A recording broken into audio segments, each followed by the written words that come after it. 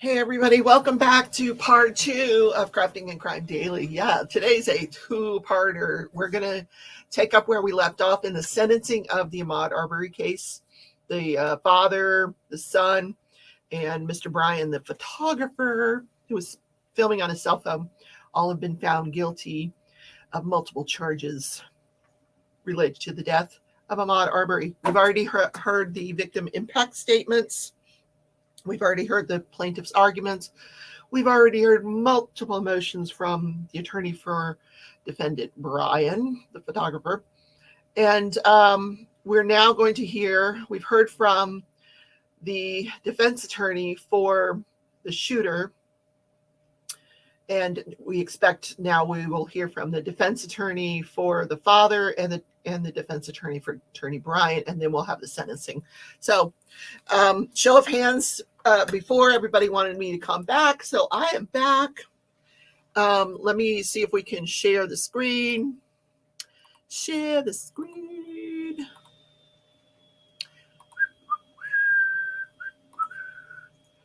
Okay. Here we go. We're looking at the doors. Let me make sure we have the right screen. Maybe not. Let's find out if there's a different one. Okay.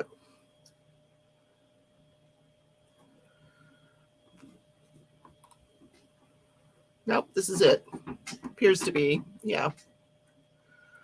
Let me make sure they're still live here. Yeah, they're still live.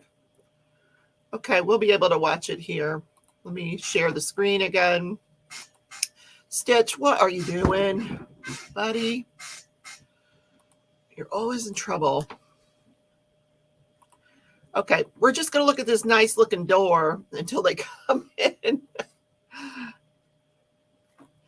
Let me pull up the chat. What I did on part 1 is I went back and if you look in the description, you will see that I have time stamped where we had different discussions, where we discussed the current trial, where the victim impact statements were, where the motions were, so you can get ideas of what you might have missed coming in or out. So I hope that will help.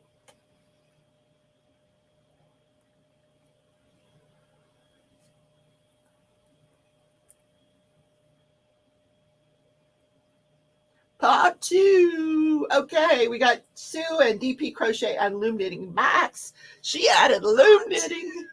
Good for you. I gotta turn my volume down. Good for you. You added loom knitting. Cheryl will just love you for that. You know that. Hi, Lisa. Hi, Janie. Camilla, hello. Phyllis. Hi, Phyllis. How are you? And Dawn and Nancy. Hi, Nancy. Hi, Dawn. I just finished this amazing grilled cheese sandwich. Oh my God. And I went in and I checked on my sister and she's smiling. So this is improvement, really. Still not feeling great, but like not good enough to eat or anything. But I got her some more Gatorade and poor thing. I think she's still hurting, but I got a smile out of her. So she did say she's feeling a little better. Thank God.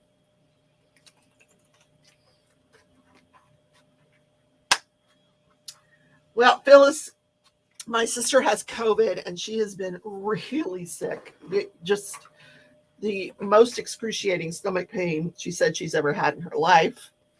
So she's been dealing with that. I've been trying to help her out and stay kind of away from her because I tested negative and I'm feeling okay.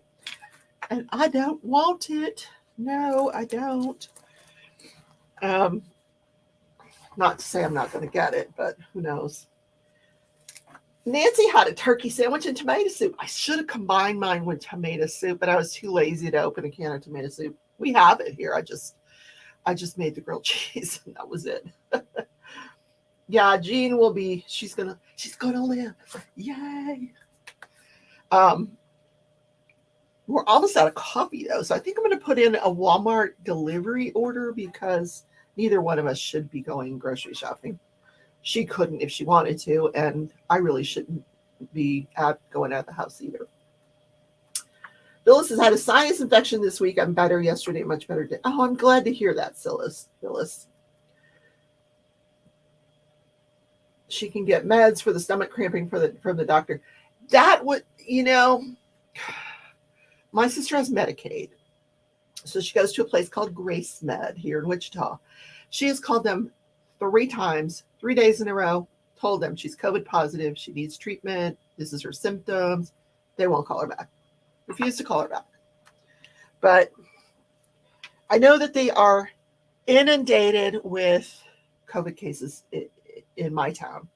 The average number of new cases each month is about 1,000, or each day. I don't know if it's month or day or whatever, but from January 1st till now, it's like 5,000.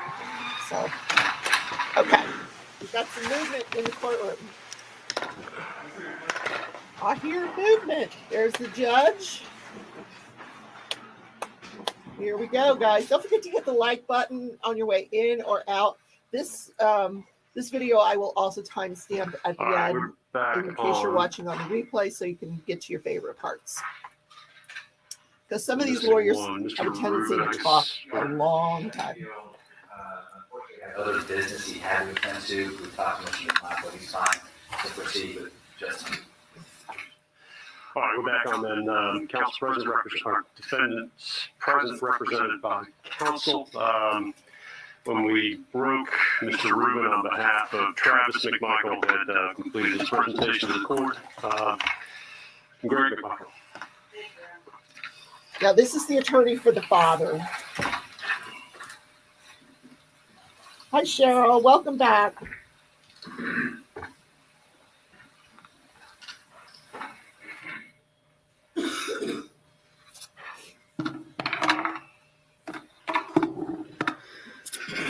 Your Honor, I want to begin by just addressing some case law that seems to apply to the, I want to say, piling on of the additional felonies. I thought she was going to address the toenails again. The state's position. I point the court to Noel versus the state, 297 Georgia 698, a 2015 case. And it says, in fact, what Ms. Dunikoski's position is, that the additional felony murder counts will be vacated by operation of law when they involve the same victim. But in that case, there was, as there is in this case, additional felonies, which in Noel, there was a question about whether the trial court should have also sentenced and not merged those into the felony murder counts, which were vacated by operation of law.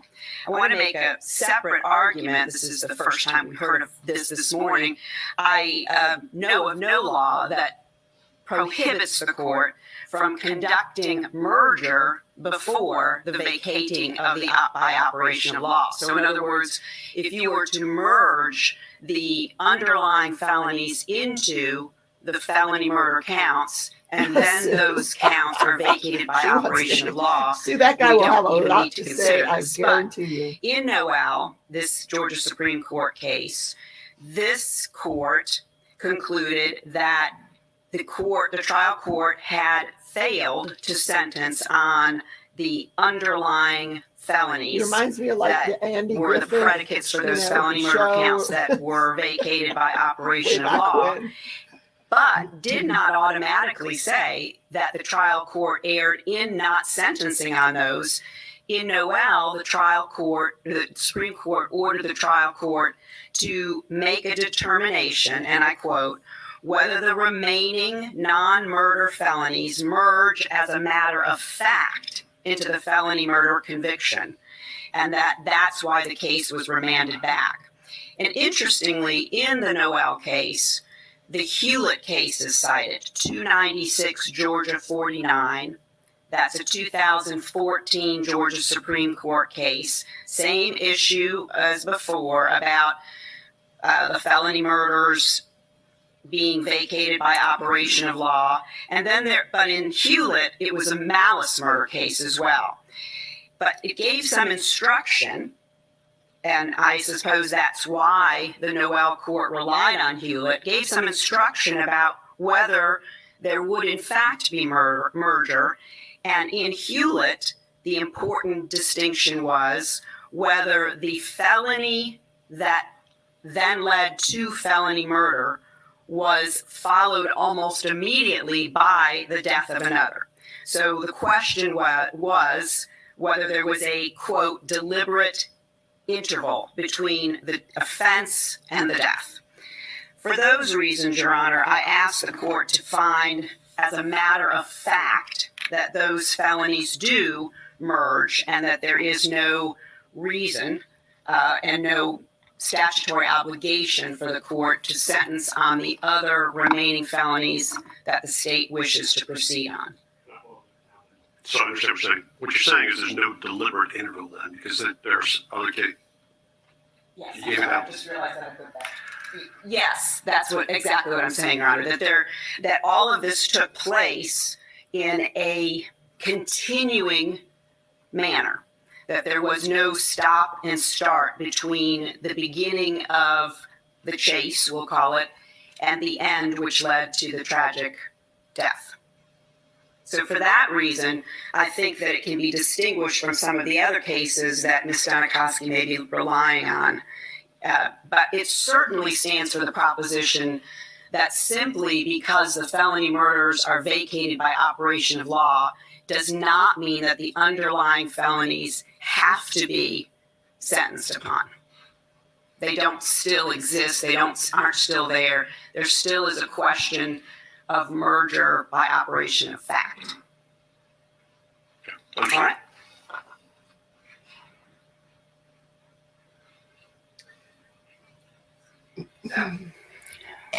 Between the two statutory sentencing options that are before this court, the state is asking for the sentence of life without the possibility of parole.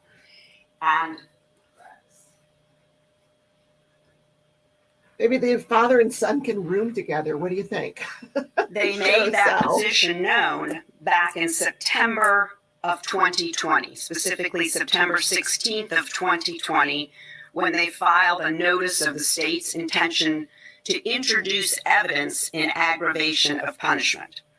And in that notice, Your Honor, under the final box that's checked, the state indicated that it intended to seek life without the possibility of parole by relying upon three statutory code sections: 1651, which is simply the murder statute; 1710-2, which is the statute of criminal procedure that provides for what we're doing here today, the presentation of evidence in support of any sentence that each party is seeking. And finally, 1710-6.1 Welcome back, is the Melissa. third code section on which the state relied in seeking life without the possibility of parole. And in that code section, that is, as the court knows, sets forth the inability for any individual who is incarcerated for the first time on an aggravating, on a violent felony, which results in a sentence of life with the possibility of parole, to not be considered for any form of release or parole until after the service of 30 years in prison. Those were the reasons the state said we seek punishment of the defendant in this manner. And at the top of their notice of seeking aggravation of punishment, the state indicated in September of 2020 that they intend to introduce evidence of any convictions, juvenile adjudications, and other crimes of the defendant furnished as part of the reciprocal discovery. What the court knows is that there are no other crimes and no other pieces of evidence that support that statutory ground for seeking aggravation of punishment. So in the absence of that sort of evidence, which is the evidence the state indicated back in September it would provide, an absence, as the court knows from the bond hearing, having had those documents provided to it, there is an absence of any criminal history by Greg Mcmichael, which is a significant factor in your consideration of what sentence to impose. So, without any of the aggravating don't hold your breath, evidence that was set forth in the wait till notice, after the second state lawyer gets done. has told this Or court the now, third one. we wish to simply rely on the We don't want to have facts to of the resuscitate you. case. And in particular, what Ms. Dunikoski argued is, number one, what she called a pattern of vigilantism.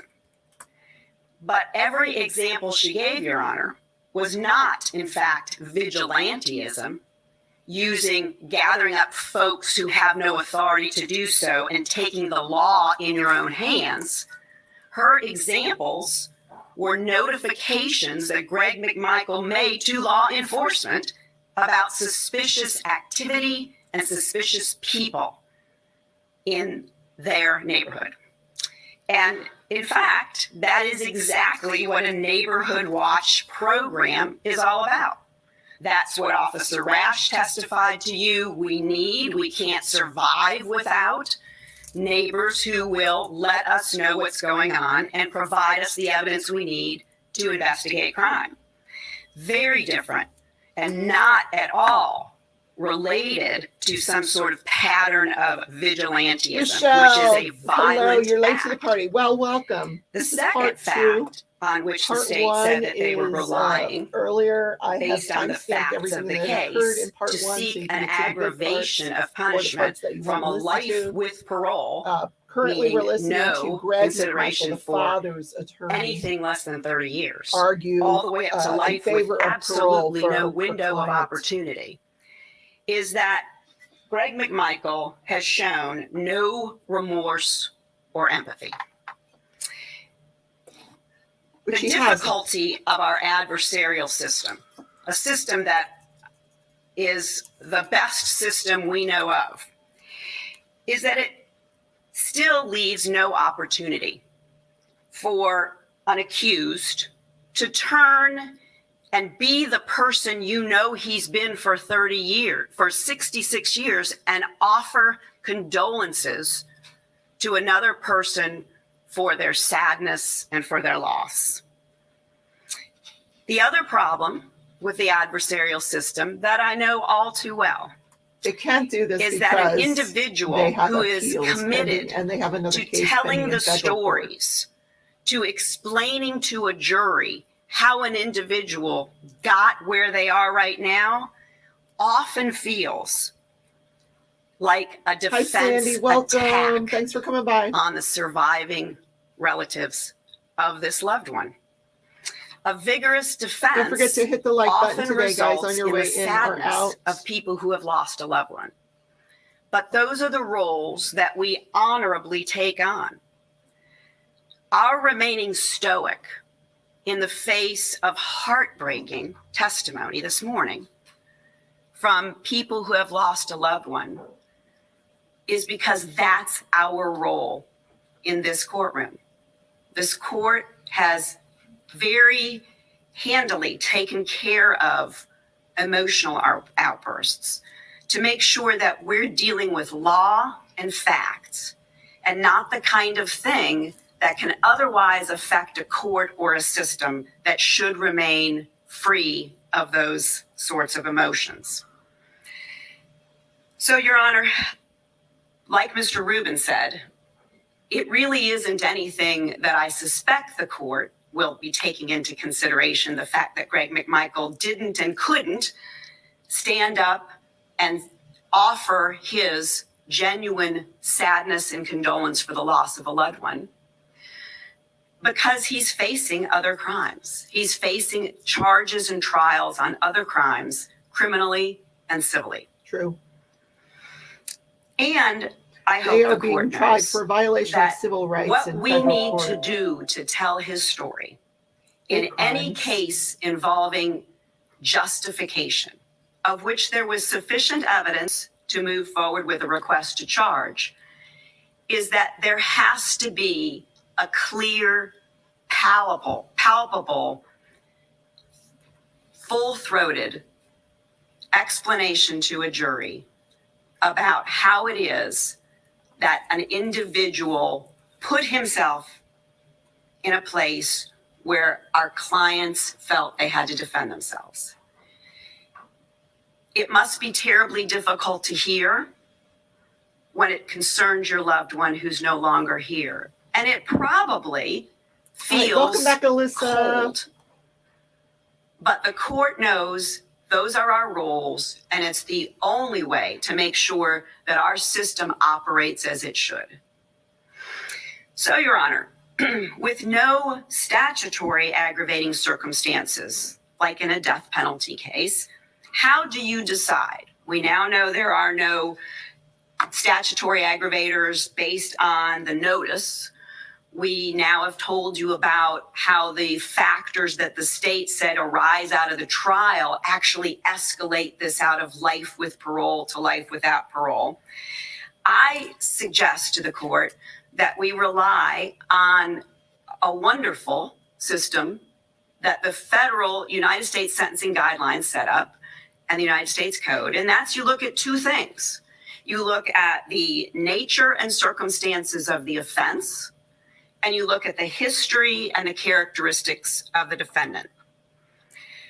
Let's talk number one about the nature and circumstance of the offense. The best indicator of what happened in order to respect the jury's verdict is to listen to the jury's verdict. The jury found that Greg Mcmichael, as a party to the crime, committed felonies that unintentionally led to Ahmaud Arbery's death. After deliberating for over 10 hours, over 2 days, they came back with a unanimous verdict that says, in effect, Greg Mcmichael did not leave his home that day hoping to kill. He did not view his son firing that shotgun with anything other than fear and sadness. What this jury found is that this was an unintentional act, one that Greg Mcmichael did not plan, devise, attempt, or seek to have the result that happened. So if life without parole is a sentence that is held for only the worst of the worst, it simply can't be a sentence for a person who never intended that tragic result that took place on February 23rd. If you never wanted another person to die as a result of activities you took part in, you can't be the worst of the worst. Secondly, Your Honor, under 1710-2, the things that this court should consider, you should take in account extenuating or mitigating evidence that you heard in trial. Welcome back, Jen. Hi, Lois. Heard in trial based on the presentation of evidence over several days. Greg Mcmichael sought to detain Ahmaud Arbery for one reason and one reason only. It was not for sport. It was not for evil. It was for the same reason that the police who repeatedly came to Satilla Shores came there for. It was to get to the bottom of Ahmaud Arbery's nighttime intrusion into Larry English's house. The verdict spoken by this jury, which was really based none on of their their business. understanding of the law of citizen's arrest, found that Greg Mcmichael did not possess the information he needed to possess to attempt to execute a citizen's arrest. And that meant that Travis was not in a position to defend himself because he was the initial aggressor if there was no citizen's arrest that could be supported by the facts and the law. That is the offense that you heard. A reason that is not an evil reason, not a reason of hate, not a reason of anything other than trying to help other people to get to the bottom of this inquiry. Further support of extenuating and mitigating circumstances from the trial you saw in the video itself. As painful as it was to watch, I'm sure the court does recall that when you saw Greg Mcmichael in the back of the pickup truck, in the bed of the pickup truck, not directing, not doing anything that's going to be the person who's advancing the progression of this from the chase, the attempt to stop and detain Ahmaud Arbery into what it ultimately became, you most importantly saw that Greg Mcmichael never even sought to remove his handgun from its holster until after you heard the first shot. The first shot that took place in front of that pickup I truck. hate guns. So while he's on the phone, the fact that two of them had for to take 911 guns to come and help. to chase this guy is just that ridiculous. is the moment he removed his handgun and never fired a shot. Should never have had a gun on him to begin with. That is the nature and the circumstances of the offense that this court heard and upon which the jury reached their verdict. So now, the history and the characteristics of Greg Mcmichael. Because we know that history is And I'm the supposed only to remain reliable measure neutral of a right? person's character. No, they've Greg already Mcmichael been, is they've already been 66 convicted. years old. So, Ms. Donikoski, there has not been just 99 good deeds, but more like thousands and thousands of big and little good acts of kindness, charity, goodwill throughout this man's life. Greg Mcmichael is a good man. He's not a perfect person. None of us are. But he's lived a good life, a life dedicated to service. And that does count for something. The choices he made as a young man, all the way through the rest of his life, to serve, not to acquire wealth, not to do anything that brought extreme attention to himself, but to quietly go through the business of choosing career options to help other people. You heard at the bond hearing and during the trial of this case. I get it, but Greg Mcmichael chose as a young man to serve this country by they weren't out enlisting hunting in the deer. Navy. They were hunting this And black after an honorable And they found him. discharge, some because there years was a gun later there, decided ended to up being a serve fight over his the gun, and he community. shot him. Over 30 years. Never should have been there. in The law gun should have been home, safe, waiting for the next. He was not a hunting trip. patrol officer, then later a detective, then later an investigator with the DA's office because he sought power. There was no evidence of anything like that. Were never any complaints about him being aggressive, about him seeking when to his take father ran matters into in the his house own and said, hands "Oh, without seeking the the guy's appropriate back," backups. and they run, go He was get their not a guns. gun-toting, what were they aggressive thinking? officer. That should His not have been wife the first testified thought during that the went in your bond head. hearing.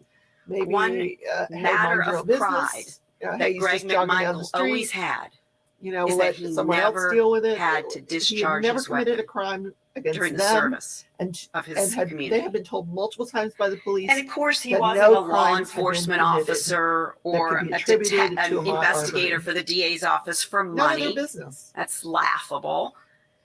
He did Anyway, it to help. That's my thoughts. He did it to serve and protect other people.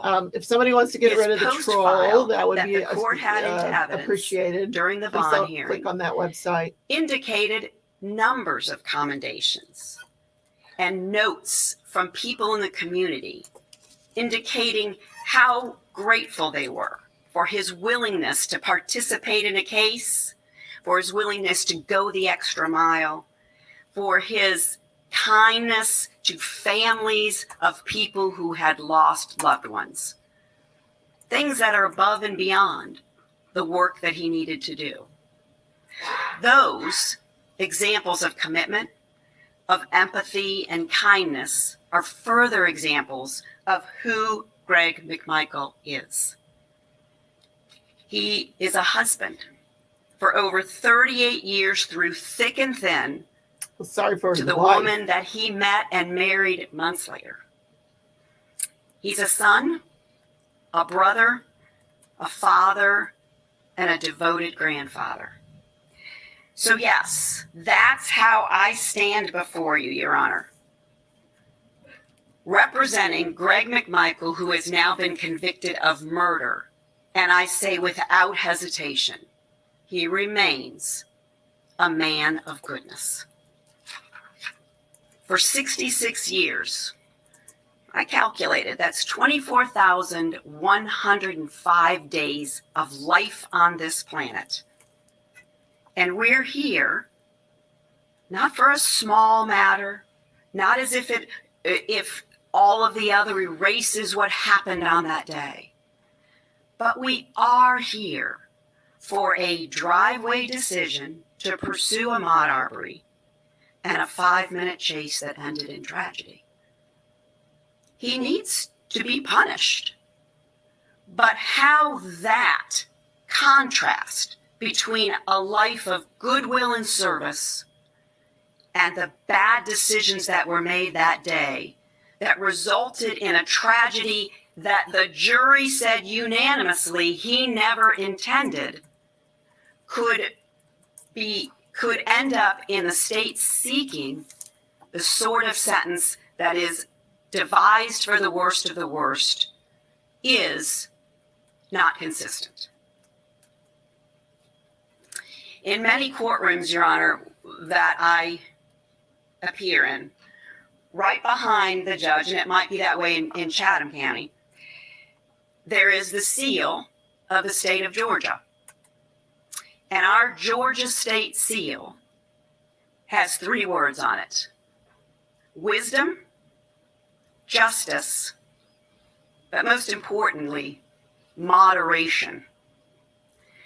Life without parole versus life with the possibility of parole may be nothing more than academic for a 66-year-old man with significant health problems, because it means 30 years, at the very least, in prison. But it is an important distinction. It will affect all sorts of other things that could happen to Greg Mcmichael while he's in prison. But most significantly, it is the only way, Your Honor, to honor the jury's verdict that Greg Mcmichael committed crimes for which he never intended the result.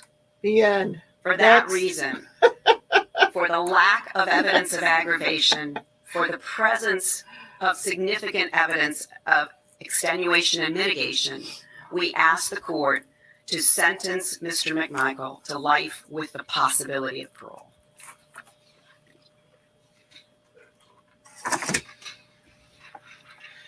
This poor judge has got to listen to all this. No, there's no time limit. Michelle. Your Honor, we're going to need a short recess before we proceed. I need to triple check it. 5-minute recess should be sufficient. All right, well, let's make it realistic. Let's take a 10-minute recess, and then we'll come back on the record Has at a 1:45. bladder Thank you. problem or something. We're taking a short recess so he can go empty his bladder, and he needs time to puke.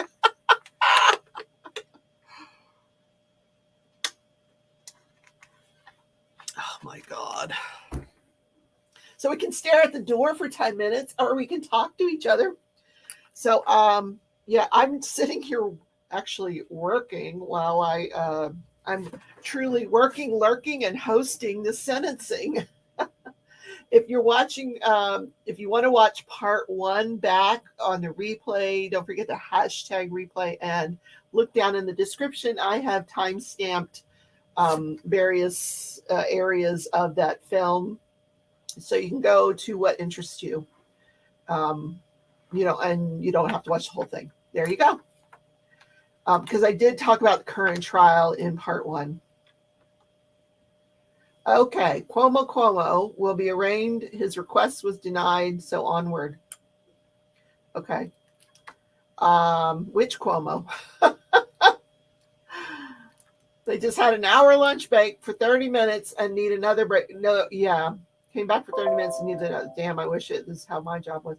Well, the guy's got to go pee. He probably has a very weak bladder. We can't blame him for having a weak bladder. I'm going to get my drills out and do some diamond painting because I'm tired of working. I still have some more things to do, but we can work on that later. Former guy. Okay, so it's not his brother, the one that got fired from his job. Oh my goodness. Okay. What drills do I want? Got my little squirrel here. Oh, thank you, Jen. Paying for Rebecca to roll her eyes. I've been rolling my eyes. That's why I was not a very good lawyer, because I did a lot of eye rolling. I would go into depositions and I would just, because in depositions, nobody cares. I was a queen of the eye rolls during depositions, that's for sure. Wilma says, Janie, I'm cleaning too, tackling the file cabinet and desk today. And diamond painting, Wilma? What? You should have worn Depends. Listen to you. Oh my gosh, you're funny. And literally during the trial, this guy would do that. He would ask the judge. He'd tell the judge he has something to say, and then he would say, "Can we take a short break?" So really, I have to go to the bathroom. So I think he does have a bladder issue. Poor guy. All right. Where's my diamond trays? Jen says, Wilma, check your email.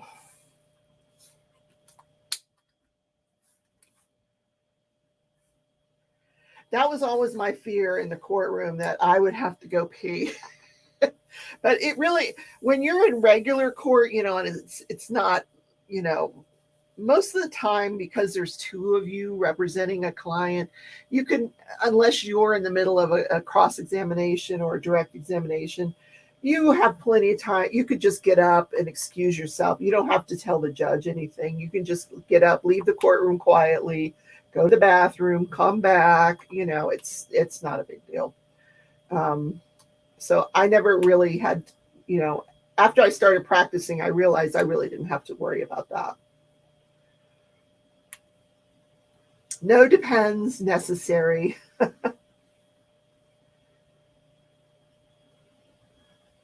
Oh, the inmate lawyer. That was funny that he took a motion that was mailed to him by an inmate and actually brought it in front of the judge. And that was a pretty weak argument, I think. I mean, an argument, but I guess, like I said, he was trying to throw everything against the wall.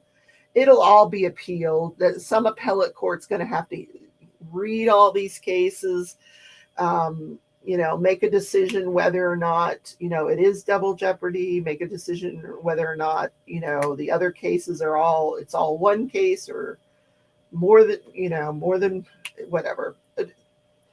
The appellate court will have to decide. This is the coolest pin, you guys. I don't know if you can see it because I'm on the small camera, but it's this wooden pin that Narrate gave me with the kitty cats. Kitty cats. So I got a smile out of my sister today. I think she's come back from the dead. Yesterday she was miserable, but today she's still not feeling well. She's, I said, why don't you come sit up for a little while, watch your soaps? And she's like, no, I'm just. And I hooked up the TV in her room, and she don't want to watch it. She's spending a lot of time sleeping. I did get her some more Gatorade, and she's drinking that, and but she hasn't eaten anything. So.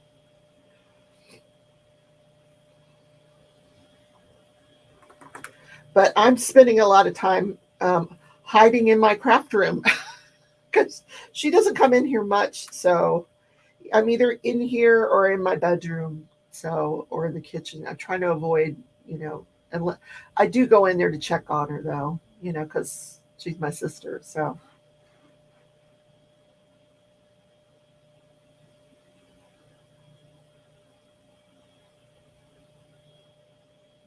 Oh, Sue agreed with me. It took extra days because this guy was peeing all the time. He would always take a break to go pee. Yeah. I wonder if there's any black preachers in the courtroom. You think? You think? Hi, Rochelle. Just a little something for more bling. Oh yeah, I got the bling here, girl. I've got this Eiffel Tower blinging away. You have no idea. I showed it earlier in part 1. I don't want to take everything down now, but this Eiffel Tower with the bling. Oh my God, Jen, if you've got this gold, use it on the Eiffel Tower. Oh, stunning. And then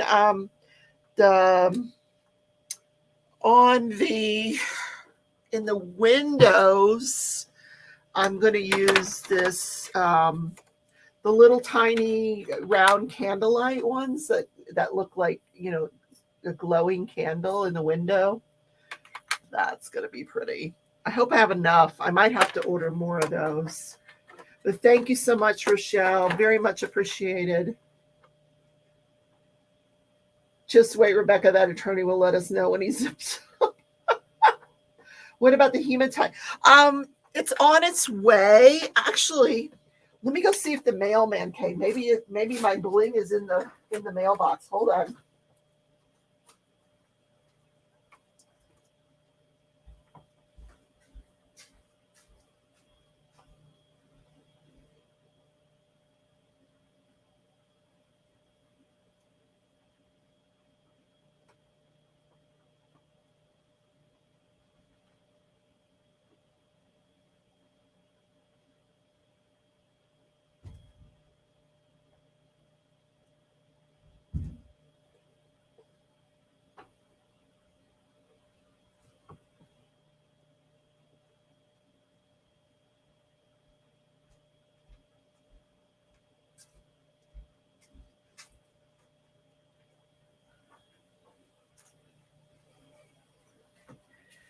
Okay, nothing yet today. No mail yet. Honestly, I don't even know if Alyssa mailed them yet because she had a lot of orders to fill. So who knows? But the hematite, I want to use the hematite on the lamp post, the outside of the lamp post. Instead of 310, I'm going to replace it with the hematite. When that comes. So I'll show you guys when that comes, but that's what I want to do. I thought you had the metallics. I like the hematite no, the hematite's a little dark, I think, for the Eiffel Tower. I'd rather replace the 310 in the lamppost and then have my Eiffel Tower blinged. Plus, I'm not taking all that off now that it's on. Cheryl. Wilma ordered crystals. After watching Tia and Jen, I think I will add some sparkle. There you go. Tia and Jen did a marvelous job of helping my sister out. But unfortunately, she has not been diamond painting for a week now. Since last Friday, since she was in there live last Friday, they She got sick on Monday, so she did a little bit of diamond painting over the weekend, last weekend, but not since then. So because she's been down since Monday. Oh, Melissa says everything's shipped. She's so prompt. She tries to get everything out the next day. I know she does, but I just know she's been really busy because with this Ticket to Ride event, everybody's blinging. Everyone is blinging between, my event and Jen's event, blinging in the new year. The blinging is happening. Yes, for sure. Oh, Rochelle's already ready to put in another order. I love it. Yes, yours too, Cheryl. Everybody's you get a package and you get a package. Yeah. Everybody gets a package. Alyssa's been busy, guys.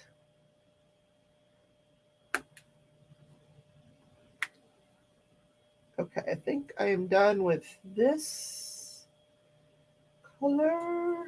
Yep.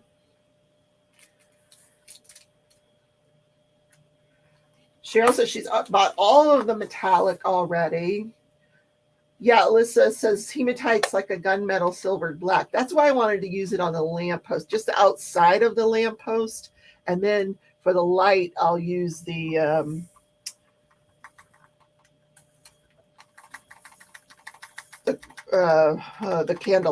candlelight ones. Yeah.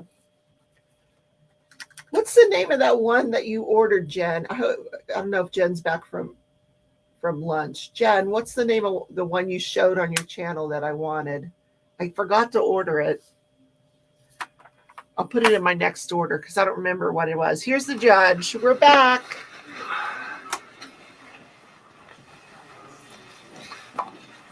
We are back on the record, folks.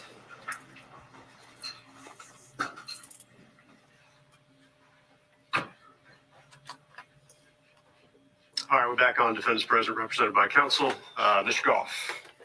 Your Honor, let me begin by making clear that nothing I say should constitute withdrawal or abandonment of any other sentencing-related or punishment-related motions previously filed. Beyond that, if this were any other case, when it comes to sentencing, I'd be turning to Ms. Donikoski and saying, Judge, what she said. I agree in a lot of ways that the sentence recommended by the state should be the judgment of the court. But this is not a normal case.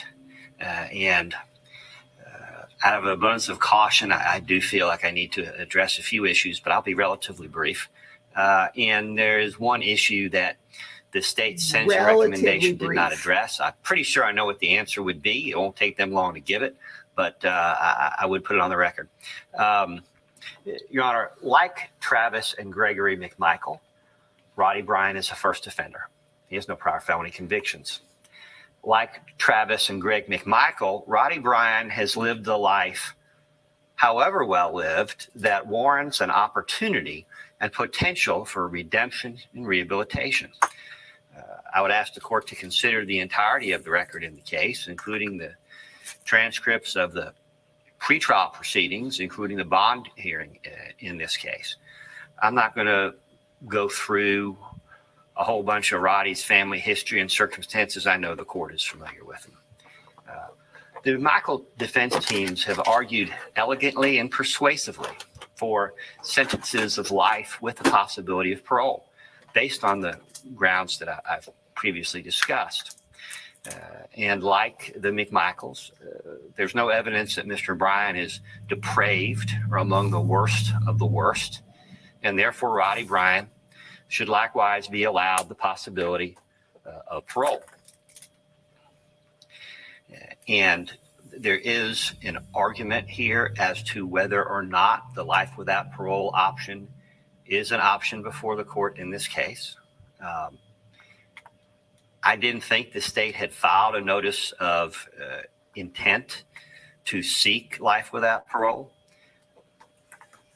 And apparently they did file the notice. I'm not sure whether they had intended to withdraw the notice beforehand or what happened. But in this case, the notice, which I don't recall receiving, was filed in September 2020. It was emailed to a Sea Island address, not mine, which would be consistent with it not having been properly served. And I would take the position that due to a technicality beyond the control of the state in this case and beyond the control of the court, and the service was by the previous chief assistant, Tessie Evans, in this case, that technically, not having been served as provided in the certificate of service, that the notice is defective. There still remains an issue as to whether the court could impose sentence anyway without that notice. And that would require the courts resolving two competing statutes. You have the sentencing statute itself, and then you have 1716-4 under which the notice was provided. We would suggest a rule of lenity indicates that where the notice has not been served or there's not proof of proper service, that the court doesn't have discretion to impose a sentence of life without parole. I'll let the court think about that. It may be an academic question anyway. Particularly an hour or from yesterday, or or certainly not from the day the verdict came in, what the sentence was going to be. But beyond going beyond that issue, Your Honor, that we're seeing here.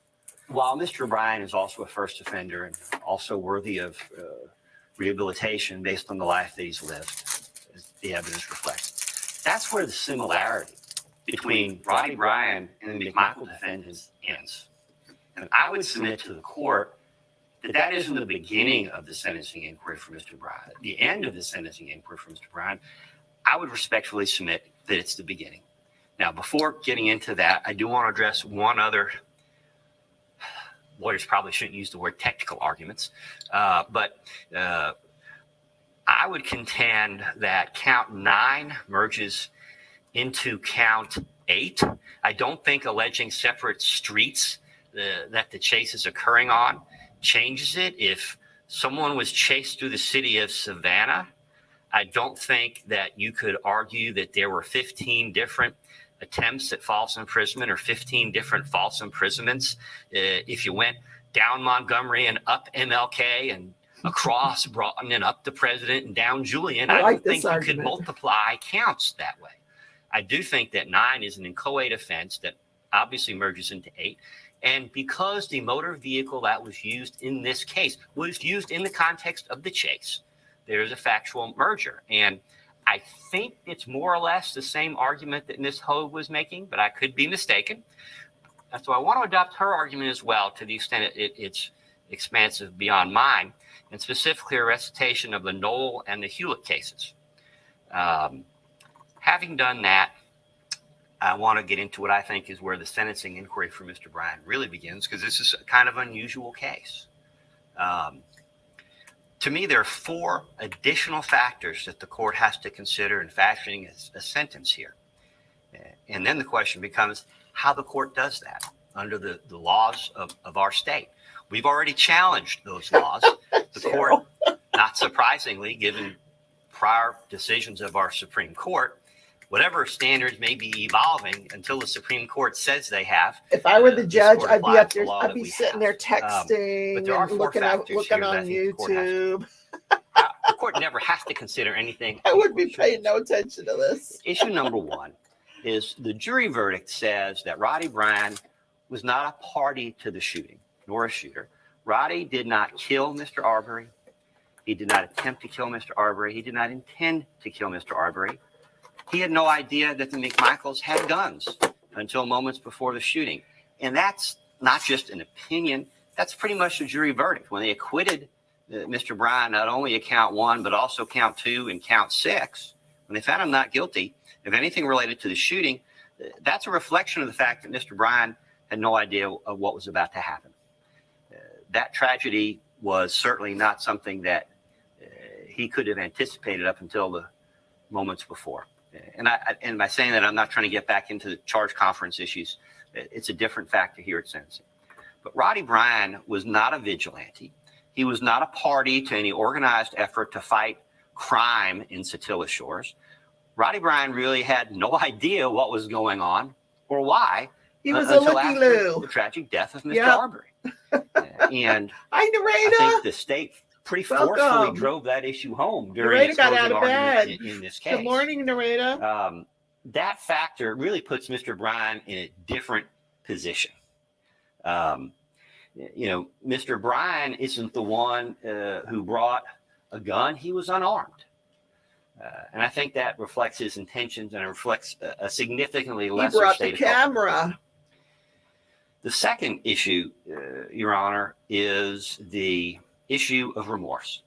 Now, like the Mcmichael defendants, Mr. Bryan faces a federal trial and substantial federal penalties in the event of a conviction. And I would agree with Mr. Rubin that no competent attorney in the state of Georgia under these circumstances would allow a defendant to say anything more than they already have. But in this case, distinguishing again Mr. Bryan from the Mcmichael defendants, Mr. Bryan has expressed remorse. Whether it's part of the record or not, he expressed remorse about Mr. Arbery's death even before he was arrested on national television. And the family, of course, has not accepted that, and they don't have to, Your Honor. And we can all understand why. But beyond that, when you look at his statements in this case, I think it is readily clear that while Mr. Bryan has disputed and continues to dispute whether things that he did that day constituted crimes, he has never questioned the tragedy of this death and has never expressed anything but remorse over the death of Mr. Arbery. And that does put him in a very different category, I would submit, in a very different posture from the other defendants. And I would remind the court, and I'm not going to spend a lot of time on it because the court heard most of this, but, during the trial, the court heard the body cam from Mr. Minshew. Mr. Bryan admitted from the get-go that he chased after Mr. Arbery, that he was uncertain as to whether they should have done that. He wasn't running around the scene trying to influence witnesses' testimony, as the state alleges other people have done. He was very candid and straightforward, and you heard his demeanor on the video at the crime scene. You heard the excerpt from the interview with Detective Lowry, and of course the court has the entire statements in the record, where Mr. Bryan expressed again regret that Mr. Arbery died.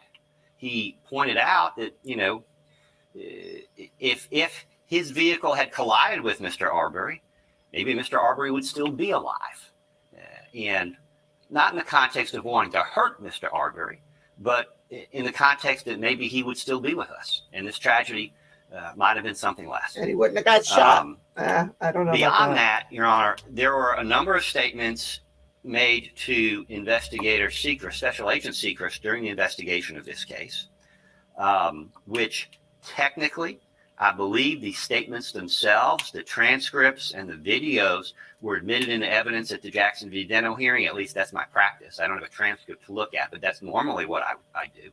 And moreover, I think they were tendered in connection with the preparation for the trial itself. And I think technically during the trial, they weren't presented to the jury, but the court can consider those. On May 11th, Mr. Bryan, I'm referencing page 69 of that transcript, indicated that he did not want to see the video in the aftermath of the shooting. That's a good point, Jen. None of these three remorseful men bothered to even see if they could help Ahmaud Arbery after he was shot. At the shooting of Ahmaud Arbery. Referencing page 100 of the transcript, Roddy thought it was that what Mr. assumed, thinking might be putting too much credit to Mr. Bryan, Roddy Bryan assumed that Mr. Arbery had done something more serious, that there was more to it than going through an open, unsecured construction site. And that doesn't change the lawfulness or unlawfulness of his conduct, but it does reflect on his level of remorse. At page 101, Mr. Bryan says that to Agent Sechrest, and these are all statements that the state could have used at the trial against him had they wished to do so, and may still be used against him in federal court. None of these statements are without consequence. That he was sorry that Ahmaud Arbery died, that he wished he had stayed on his front porch. He's not going around Good boasting idea. people are bragging about. He's regretful way back then. And that is before he was arrested. At page 102, he regretted having got involved in the chase. And, Your Honor, I think when you take those statements in conjunction with the rest of the evidence in this case, Mr. Bryan has done everything he could do, short of confessing to committing felonies on national television, that he is remorseful and regretful at this tragic loss of life. And it's difficult for me to conceive what more he could do. Now, is the Arbery family going to be satisfied with that? No, they don't have to be satisfied with that. And, you have to give credit. 3 members of his family came up here and probably did what were the most difficult things they've ever had to do, is come speak here in this court on national television, effectively, about the death of their child and their brother. And that's difficult. But whether or not they accept Mr. Bryan's expression of sorrow and remorse for the death of Mr. Arbery, it's for the court to decide whether Mr. Bryan has expressed remorse, and if he has, what to do about it. And the court may well decide there's nothing the court can do about it. The felony murder statute prescribes one punishment, a mandatory minimum of life. And I'm not reviewing the legal argument there. But if there's a way the court can take it into account, I'm going to argue that the court should. The last issue, Your Honor, and I think Cheryl's the still court stuck is on the well brief. familiar No, with honey, it, is brief. Mr. Bryan's When full any cooperation with law attorney says enforcement brief, don't from believe day them. one, from moment one, from minutes after the They're shooting. lying. I'm not going to belabor all Anytime the they say different things Mr. briefly Bryan or did, just a few more producing the cell questions, phone, no. video, the numerous statements, Get ready to sit there going for another through 30 the minutes. area where the shooting took place with the police to help them understand what happened that day. On a scale of cooperation, you have to put Mr. Bryan at a 10 out of 10, even 12 out of 10. I've never seen a defendant provide that kind of cooperation. Most of it without the benefit of counsel. Slick lawyers didn't tell Roddy Bryan to turn over the cell phone, to talk on the scene on the body cams, to go down hours later to the police department. Roddy Bryan did that because he wanted the truth to be known, whatever that was, whatever it meant. So these are all factors above and beyond anything that apply to the Mcmichael defendants as to why Mr. Bryan should receive a lesser sentence. Now, the mandatory minimum in Georgia is life imprisonment on a felony murder. I'm not going to rehash the legal arguments. What I am going to suggest to the court, though, and given the age of the defendants here, whether Mr. Bryan is eligible for parole or not, he's going to be 80 years old under the current guidelines before he could be eligible. I don't know if for he's parole. married or not, Janie. And effectively, even if the court grants life without parole sentences, as the state has requested, to the Mcmichaels, simply giving Mr. Bryan a sentence of life, the possibility of parole, given the respective ages, means that he would essentially serve the same sentence, and that there would be no options there.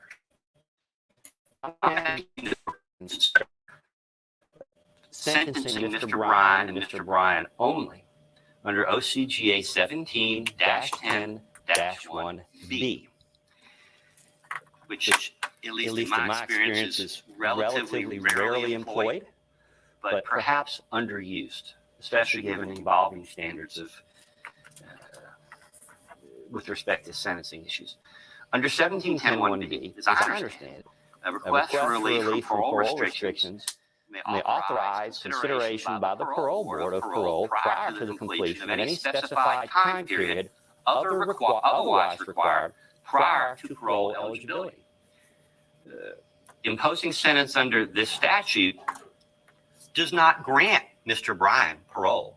He still may never receive parole. He could still die in prison 50 years from now, even if the court grants relief under 17-10-1B. All that does, however, is it gives the parole board the freedom, if you call it that, the ability to parole Mr. Bryan whenever they see fit, regardless of any statute or rule that would otherwise prevent it.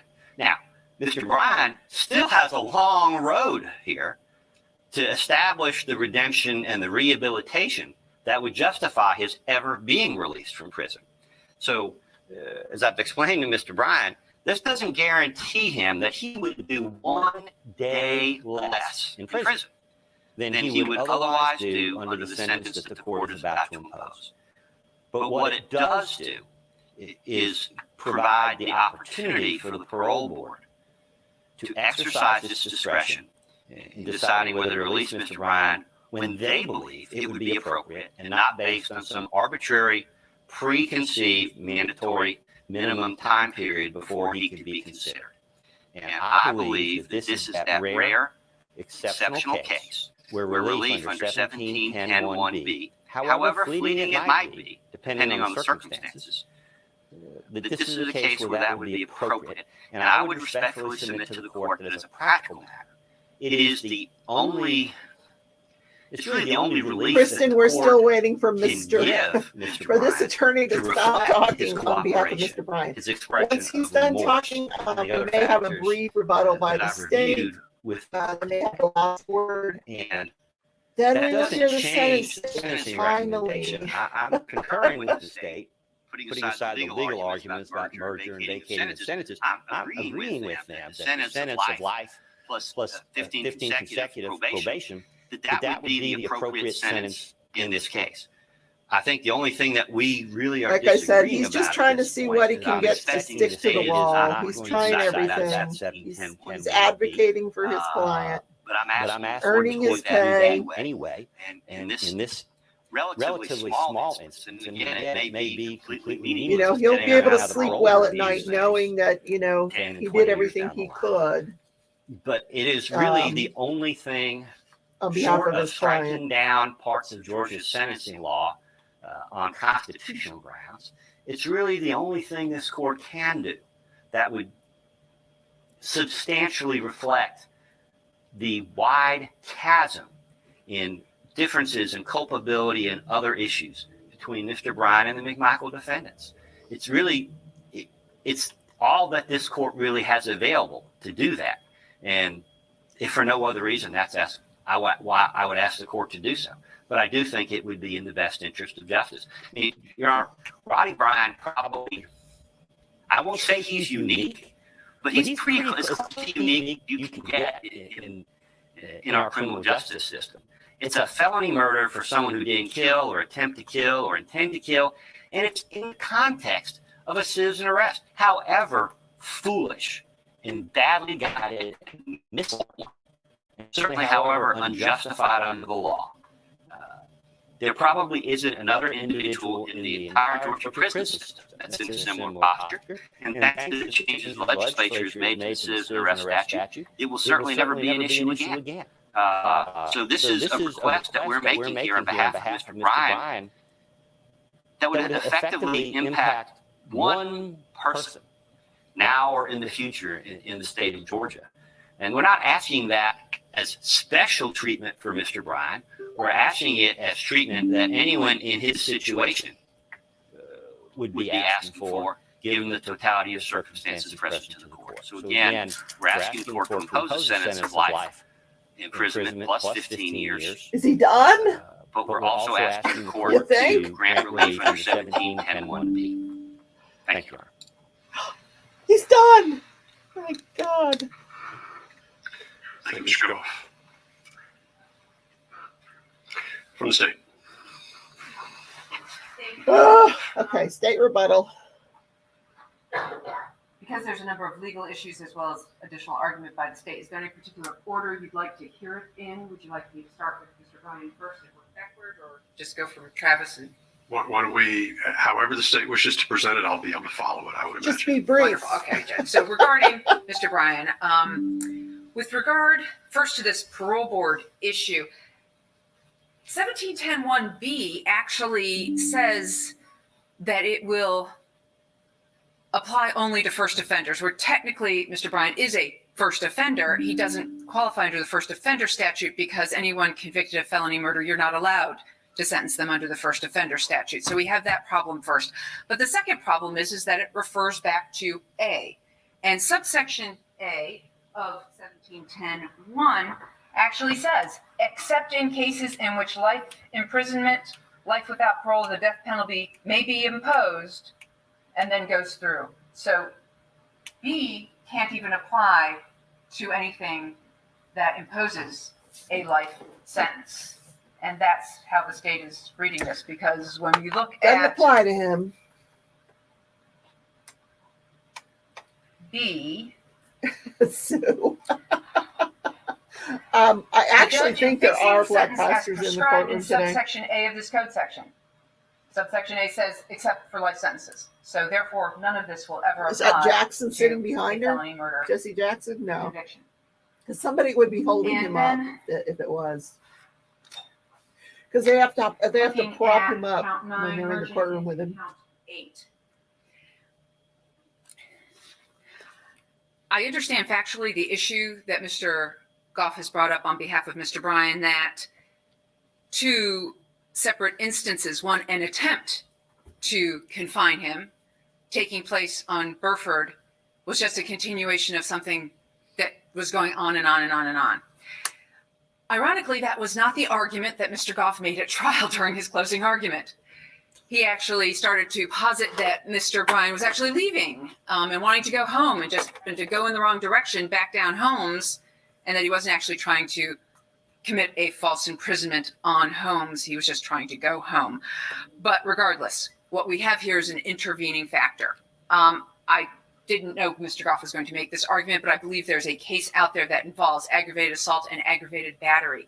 And it involved a man who had cut the female victim's throat and then also cut her face. The aggravated battery was on the face, the aggravated assault was on the throat, but there was an intervening time frame. And so on the one hand, I do know that there are numerous cases out there where if you start shooting at somebody and then continue to shoot, it's all one aggravated assault. Okay, there aren't separate aggravated assaults for each time you fire, unless there is an intervening actual time frame where you've shot, they've run away, you've chased them down, and now you're over on another street, like we have in this case. You've encountered them again, and now you start shooting again. Because there's two different locations, two different specific places and times, that allows the state to charge it. And the reason it allows the state to charge it is because what you're really trying to do is prevent the state from engaging in double jeopardy.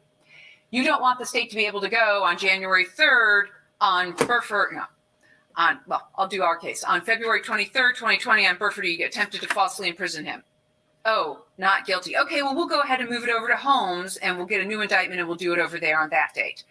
So you want to keep the state from going ahead and doing two different things and two different bites of the apple. You want to make sure there's no double jeopardy here. Well, in our case, we don't have double jeopardy here because we have two different separate instances and they're both in this indictment and they're both two separate time frames. Yes, very close in time, between 4 minutes. I know I'm kind of giving the court both the defense side and the state side, but to be candid with the court, there are cases out there, especially the gunshot cases, that say it's all one continuous action. The state's position in this indictment, and one of the reasons we specifically indicted it this way, is because Mr. Bryan's attempt at false imprisonment on Burford was specifically done with his pickup truck when he tried to run Mr. Arbery off the road and tried to attempt to falsely imprison him right there with his truck.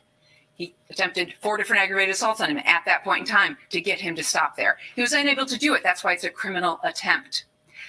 However, over on Holmes, after he went up and chased him up, and then we begin the video, and Mr. Arbery turns back, Mr. Bryan does continue to go up Holmes.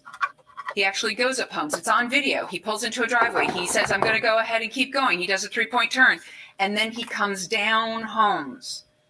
He encounters then Mr. Arbery coming around the corner, and that is where that actual false imprisonment absolutely takes place, right there on Holmes, where Mr. Arbery is ultimately falsely imprisoned and killed.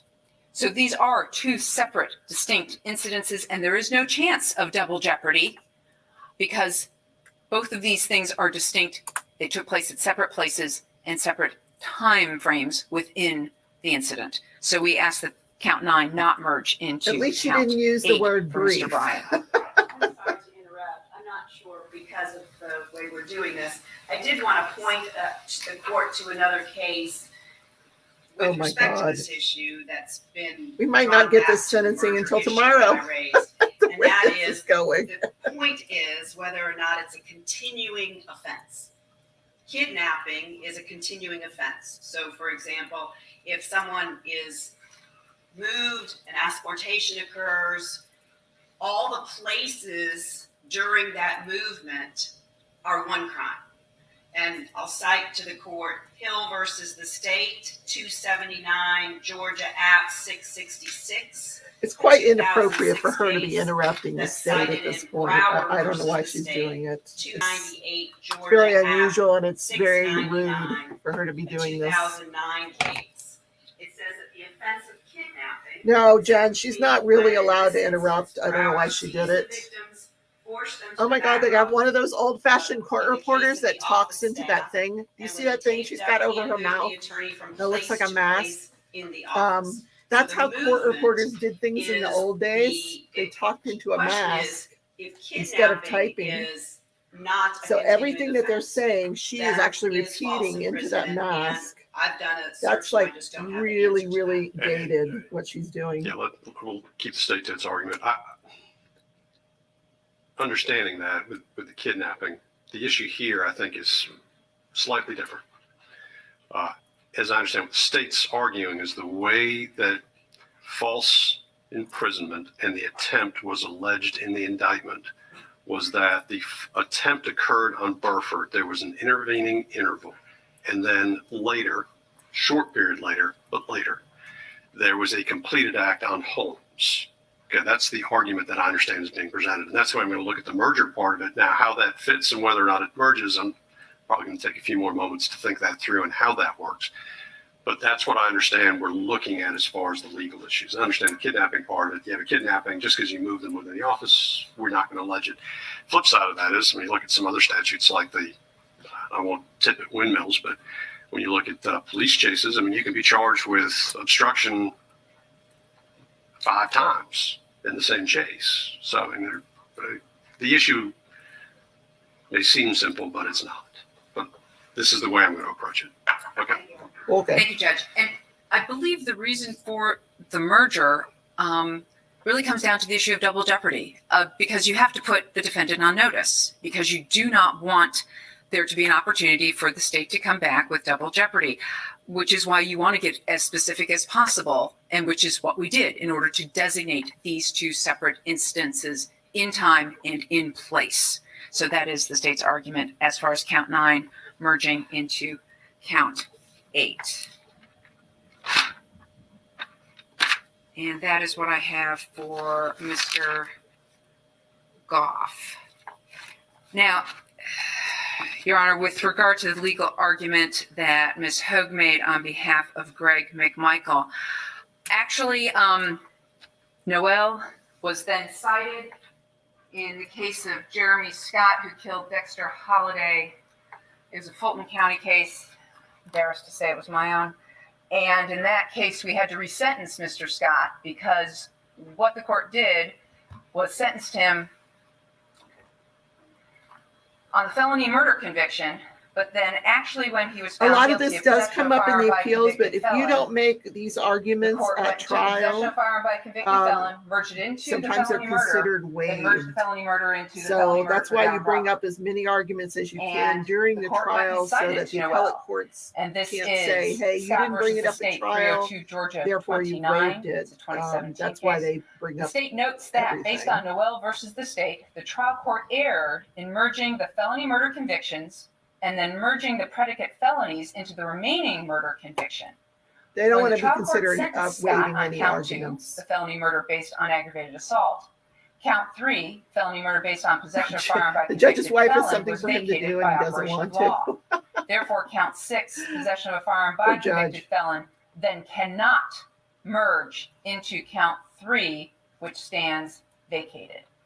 We therefore vacate the merger of count 6 into count 3, meaning the possession of firearm by a convicted felon, into the felony murder that it's based on, and remand for resentencing on count 6.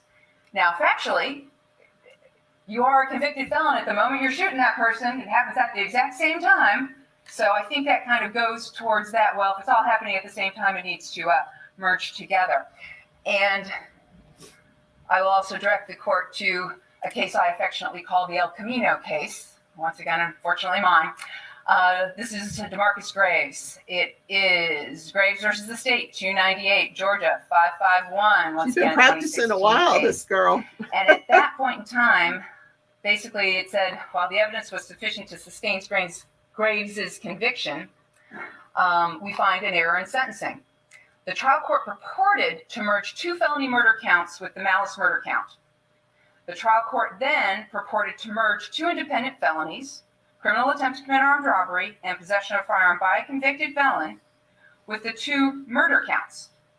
And basically what they said Oh in yeah, Graves was, lots of rough no, you cases. can't merge the felony murders into murder. You have to vacate them by operation of And law. the thing is, And once she, they're vacated by she's operation in of public law, that's service. gonna She probably leave doesn't you make a lot of with money. the possession of a firearm by a convicted felon and the criminal attempt. When to you commit work for the state armed attorney, robbery. the pay is pretty Therefore, low. the trial court is required to vacate that portion of its sentencing order purporting to merge the 2 independent felonies and impose proper sentences on those counts, which I then had to go ahead and do and resentence Mr. Graves to the murder charge with those 2 particular felonies. So there are 2 cases right there that show that that is not the case, because they murdered Mr. Graves while attempting to rob him of his drugs while he was sitting in his El Camino in the parking lot of an apartment complex while being convicted felons. All of that took place at the exact same time. So therefore, Noel does not stand and has been overruled basically by Scott and Graves.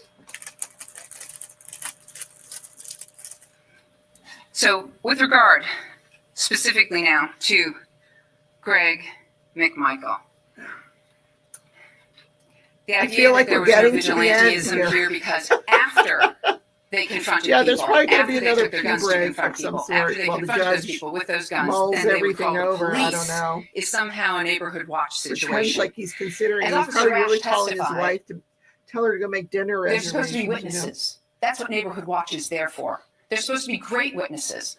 Officer Rash said he thought Greg Mcmichael would be the best witness, being a prior law enforcement officer, that he'd be able to come in and take the stand and say what he saw. That's what neighborhood watch is supposed to be, not somebody running after people in a residential neighborhood where there are women and children and people out walking on a regular basis. This was a Sunday afternoon. It's a miracle they didn't run into families taking a walk that day. And on a random day, when the GBI went out with the drone videos and were just going through the neighborhood, they captured numerous people out taking a walk. A family with children were there. So the next point, that Greg Mcmichael has shown no remorse or empathy because he's unable to. Well, Greg Mcmichael was a law enforcement officer. But what he did on May 5th of 2020 was release evidence in an ongoing investigation into himself and to his son. Greg Mcmichael's the one who released the video to the media. He went to Mr. Bryan and said, hey, give me your phone. I'm going to take it to my lawyer. Took it to his lawyer and had his lawyer release it publicly because he believed it was going to exonerate him. That's interference with administration of justice. Yes, we did not charge him with obstruction or anything like that. But the fact of the matter is this is someone who was in law enforcement for years and actually actively pursued evidence in a case against him to be released to the media because he believed that that video showed he and his son were not guilty of anything. That's 2 months afterwards. The state's position is he hasn't changed his mind. The state's position is he and his son still believe they didn't do anything wrong. And that is a lack of remorse or empathy. The idea that he did not intend the death of Ahmaud Arbery, once again, as a law enforcement officer, got a gun, went running after somebody. The jury did find that he intended to commit false imprisonment, criminal attempt at false imprisonment, aggravated assault with that pickup truck, and aggravated assault with that shotgun. And we all know that felony murder has a force component to it. Ahmaud Arbery's death was especially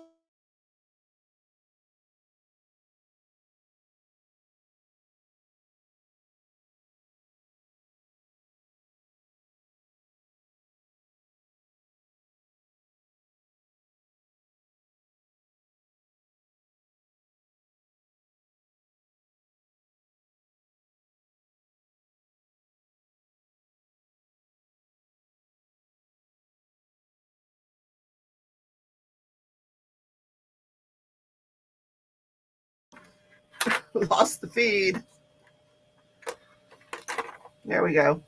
Ms. Ho got up here and said, this wasn't advancing the progression of the crime. And I apologize for this once again, Your Honor, but stop or I'll blow your fucking head off. I think that really advances the progression of the crime. You're threatening to murder somebody. You're threatening to kill him if he does not stop. And referring back to the post records produced in the bond hearing, Greg Mcmichael was so not paying attention to his job as a law enforcement officer that he was not post-certified from January of 2006 through 2014.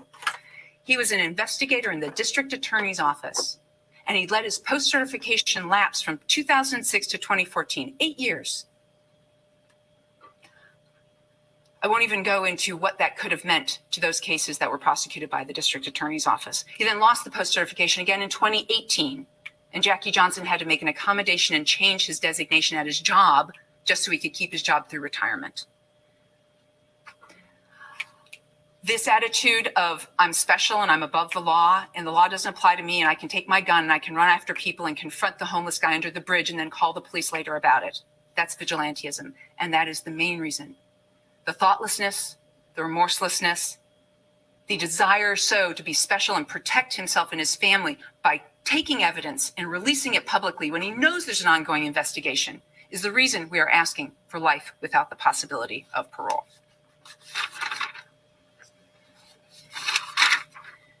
And with regard then to Travis Mcmichael.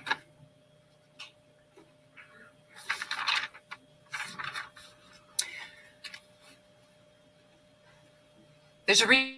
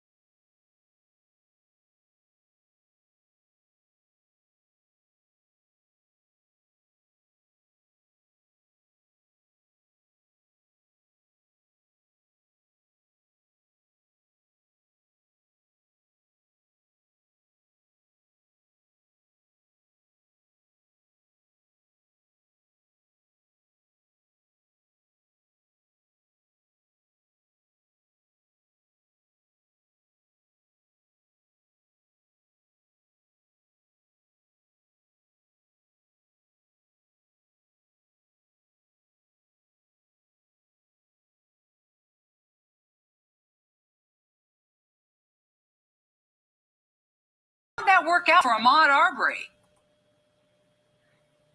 Not once did he show any empathy or ability to place himself in the position of Mr. Arbery on the stand. So And here's yes, what you missed. 4 minutes of conduct. The road to hell is paved Wow. with good intentions. This is her quote. 4 minutes of And a conduct. very apt one, I might Usain Bolt add. won 8 gold medals. When he runs those races, they're less than 2 minutes long. But the reason he's able to do that, the reason he is able to win is because of 20 years of training that leads him to those 2 minutes. Those 4 minutes are a reflection and a result of an entire lifetime of Travis Mcmichael and his attitude, his demeanor, what he believes he's entitled to go ahead and go do. The same applies to Greg Mcmichael. That 4 minutes of conduct wasn't just 4 minutes of conduct. It was a culmination of vigilantism. We get to go ahead and play law enforcement even though we're not. And that we're going to go out and confront people. And we're going to take our guns to go do it. without any real understanding or consideration of the consequences. So true. At this time, for Travis Mcmichael, these are the reasons that we are asking for life without the possibility of parole. All right, let's get this over with. Come on. Thank you, Your Honor. Pee break. All right. That being all argument and evidence presented, and I say that just to be clear on the record, there had been some discussion with counsel about evidence and the record. The court is going to leave the record open, as I understand it, for what's going to amount to a notice of filing and 2 affidavits, just in order to preserve arguments made during the trial on appeal. I'm going to take about 10 minutes, maybe 15 minutes, and go through my notes, and then the court will pronounce sentence. We are in recess for 15 minutes. There we go again. Pee break. This is where he calls his wife for reservations.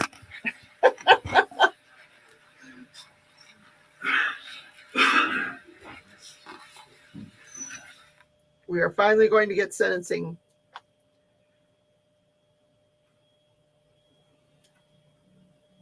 I'm going to have to time this one too. So everybody run, go to the bathroom. Trying to get the cat hair off my diamond painting here. I need an anti-cat hair thing. Ugh.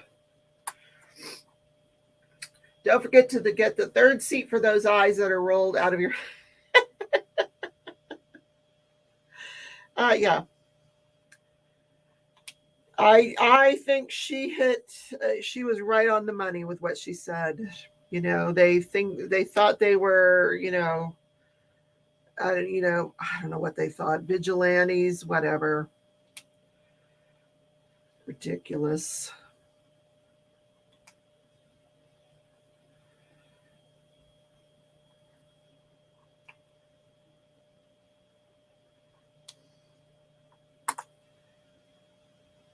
Coffee break for Rochelle, pee break for Dawn, break time for Sue, who lost me in the dark. Yeah, my StreamYard cut out for a second there. I'm not sure why it did that, but it did. So I had to sign back in. Sometimes it kicks you out. I don't know why. Maybe because it doesn't like it when you diamond paint and you don't say anything. I don't know. No, not saying anything.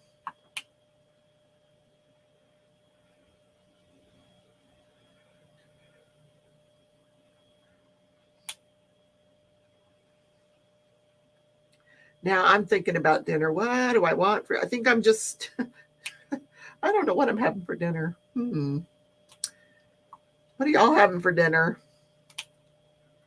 Oh my God, it's Friday. Jen, you have a live tonight. Yeah, StreamYard needed a pee break. True. So true. StreamYard needed a pee break. So, Jen, do you guys have a special guest? Hi, Berta. You are just in time. We are on a break.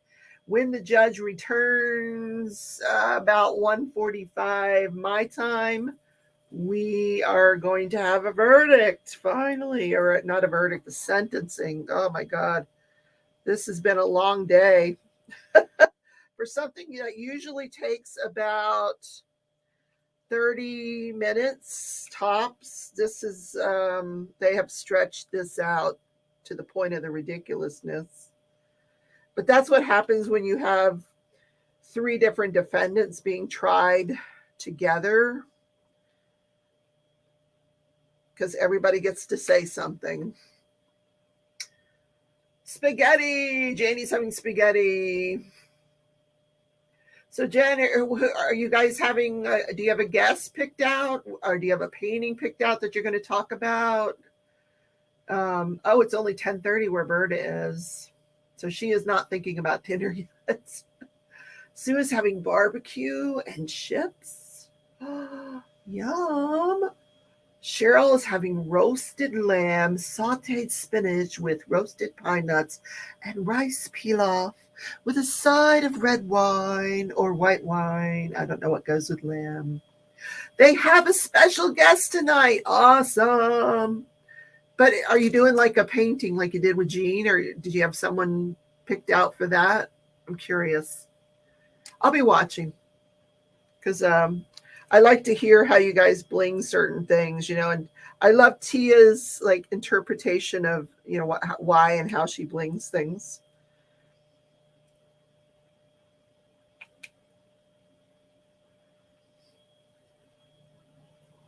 And then Mickey Sunshine is on at 6:30 Central tonight, I do believe. And I've probably already gone over Billy's live, and I apologize to him for that later. Oh, yes, just like Jean. Okay, cool. That'll be good. Facepalm stories. I'm sure you have plenty of those. You used red wine. There you go, Cheryl. Berta says she might have to watch on the phone, as I guess they're having bingo tonight. So I guess I will support bingo tonight. Bingo. B32 064. Bingo. You know what? I love bingo. It's fun. Yeah, I used to play it on my phone. And yeah, I don't know what Mickey's got up her sleeve for her live tonight. I have not heard. But I guess she always comes up with something. So tune in for that.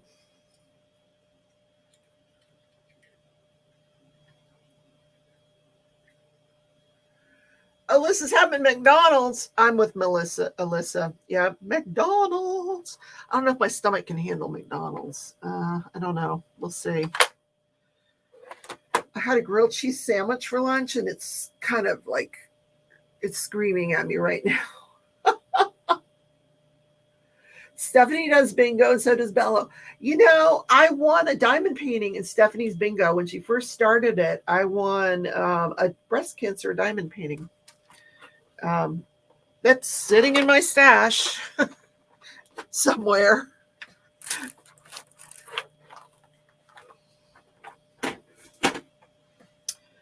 Okay. I think we have sufficiently diamond painted for now. All you've had today, Berta, is coffee? What? Girl, get something else in your system. Coffee is not a food. Coffee is a beverage, sweetheart.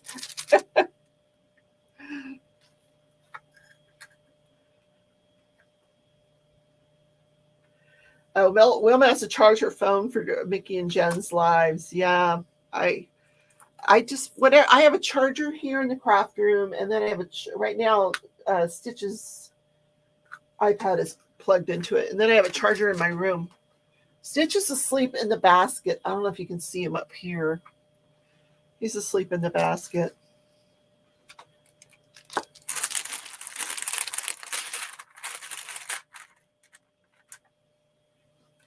I feel like I'm really invested in this sentencing now. Literally, I'm not kidding you. Sentencing rarely take more than an hour, even in murder cases. So this is just beyond that. Jen says, I'm just going to put it out to you. I'm looking, hint, hint, for someone to do a true crime event with. What? Wait a minute. Do you want to commit the true crime, or do you want me to describe a true crime event? Jen, of course I'm interested. I love true crime. An event, a true crime event, like a diamond painting event? What? Is that what you mean? Oh, you're going to have to get to me on that. Yeah, I want to hear what you have to say about that. That'll be cool. Is that what we're doing for Halloween? A true crime event? Our 4th annual Halloween?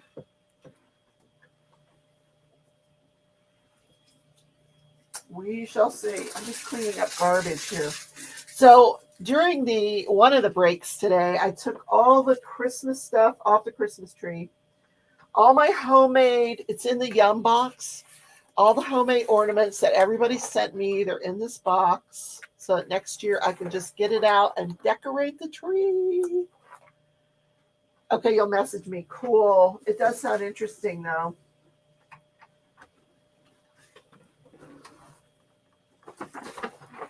I thought she meant we were going to go out and commit a crime.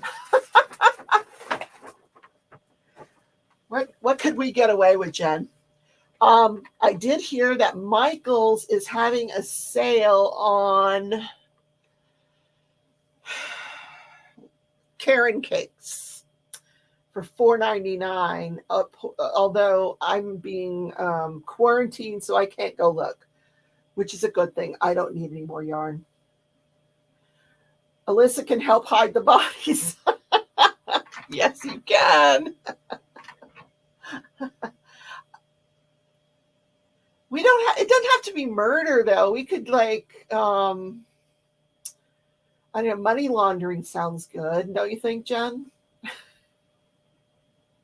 Wilma's going to take her tree down tomorrow. Yeah. The tree's going to come down. All my gnomes have to be put away. I'm not going to put, Alyssa, you have a degree in forensics? No. Jen has a 50% off coupon she can share for those art dot storage units if you want me to share it. Yes, I want one of those art dot storage units. Yes, please share it. By the way, it is Berta's Christmas today. So Merry Christmas, everyone. You too, Berta. Merry Christmas.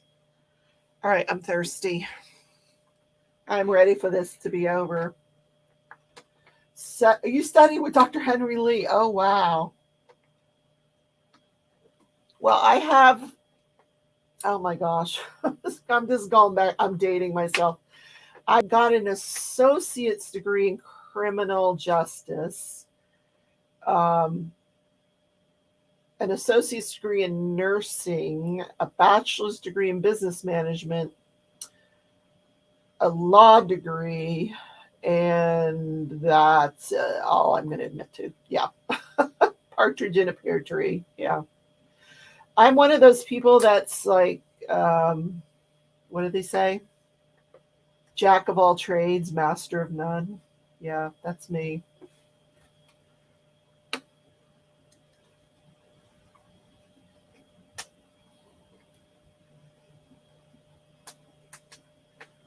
It's the one without the contain. Oh, it doesn't have containers? So it's just an empty storage unit? Where's the containers? You got to buy the containers separately? Why would it? Oh, gosh. Okay, well, all right. I'll bite. You have to buy the containers separately. Interesting. Let me see if interesting. Get into. All right, let me go to the link. Oh, they're showing like you can put washi tape in there, and what else do they have in there? I don't know what else they're putting in there. Legos, it looks like. Legos? Okay. 10 removable dividers for art supplies, toys, hardware parts, sewing, home storage organizer. So you have a so $13.99, and then you have a coupon for 50% off. You can only buy one at a time to get the 50% off, but I bought two so I can. Oh, so you can put your Alyssa jars in there. Will they fit in there? No, I don't want to take them out of what they're already in. Yeah, Berta, it looks like they have Legos in there. I like the one that comes with the containers. So I don't know. So how do you get the 50% off?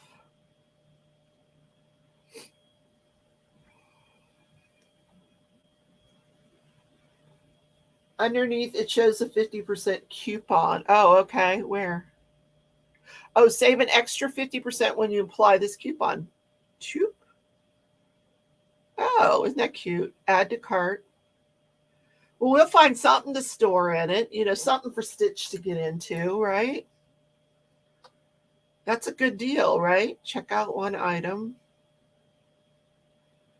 I'm going to see if they charge me. Oh, wait a minute. $7 tax. What? Oh, so it comes to $7.51.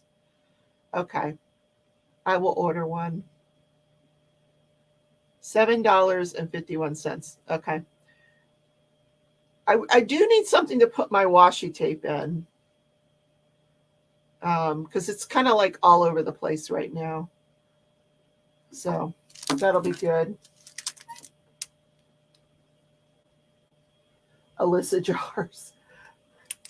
I was asking Alyssa, I don't think you ever answered me. Like, is there a place to buy these actual, like, could you sell these containers by themselves? I don't know if you can see me. Not the jars, but the containers, the square containers that they come in. Can you sell those? And I'm asking because sometimes you send out, like you send out the gold and the candlelight in those jars separately. It'd just be nice to have like a spare one to put. I don't know what I'm saying. You know what I mean. Oh, yeah. We're the best enablers, aren't we? Berta says, I kind of bought some containers. Didn't realize how many I got from Amazon. 3 boxes worth. Oh, my gosh. Guess I can kit up mini canvases. Don't do it. One at a time. One at a time. New jars came in yesterday, and they are round, not square bottomed. What? Are they going to fit in here? Wait a minute. Huh. So I guess they'll fit in here. Yeah, the outer case. Like just an extra outer case. I don't know. That's whatever.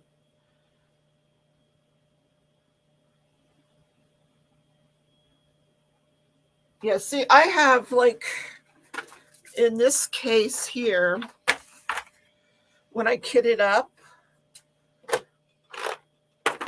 see, I have these random ones, these, the on Golden Pond random ones. And I just put them in here. So I think I have 3 or 4 of them now.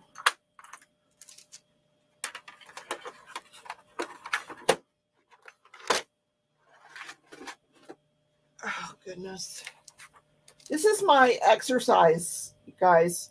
Lifting these trays up and down as I diamond paint. That's my exercise because I have so much going on here.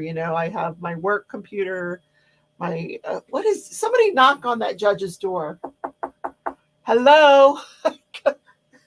Time to come out and sentence these people. Hello, what is he up to? Maybe he's on the train. Yeah.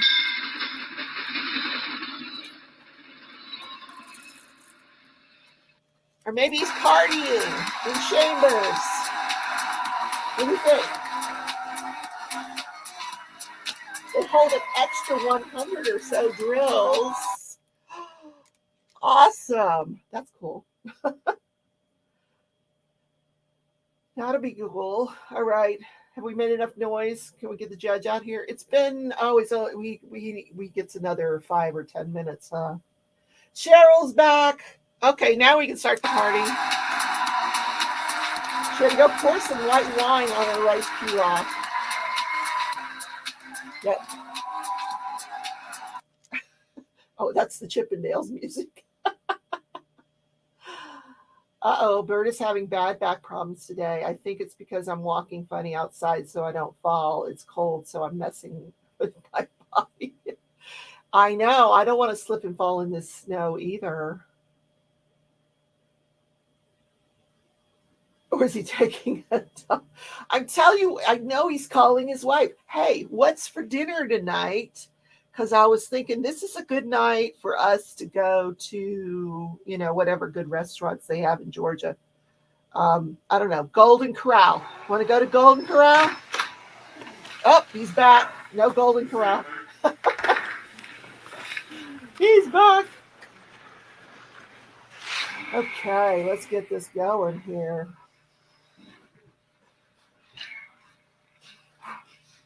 Oh, reflective yarn on sale at Hobby. Hobie. All right, we are back on. We are Defendants back represented by on counsel. the record. Train welcome. Good, Jen, this is good timing. Here we go.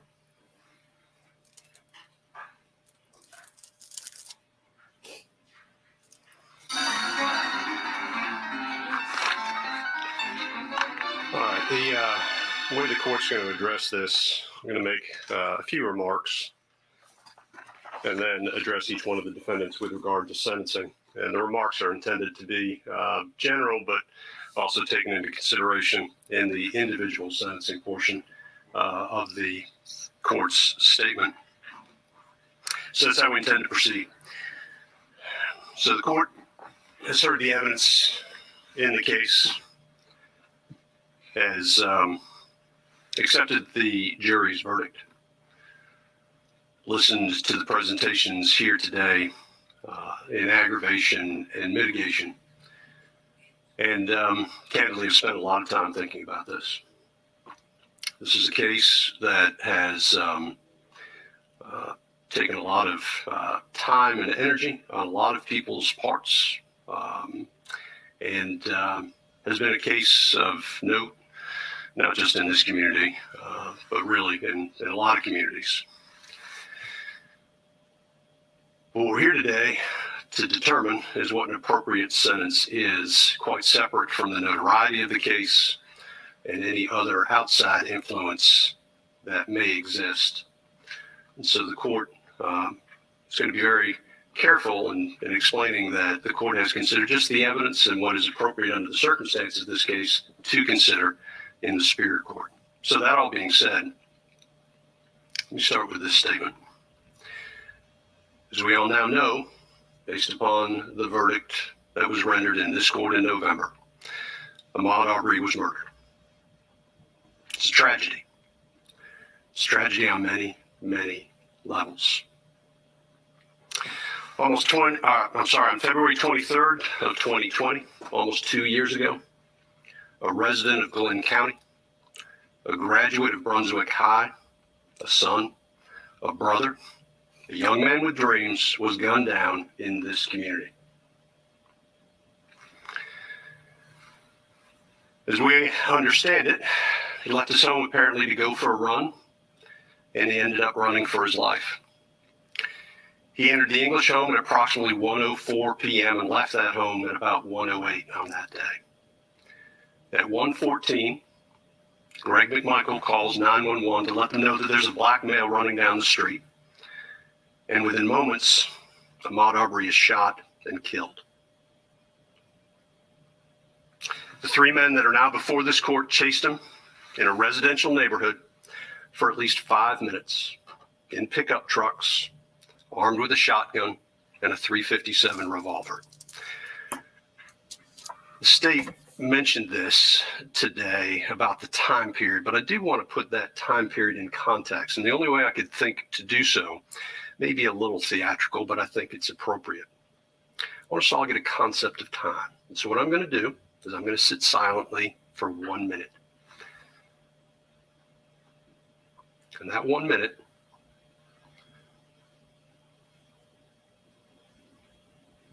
represents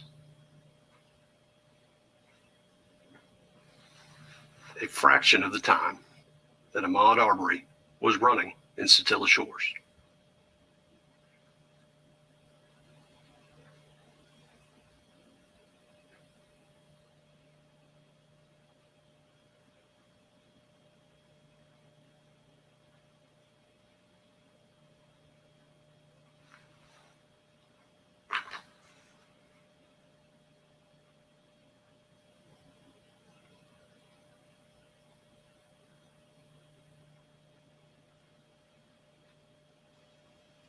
I'd be passing out about now if I was running. I can assure you.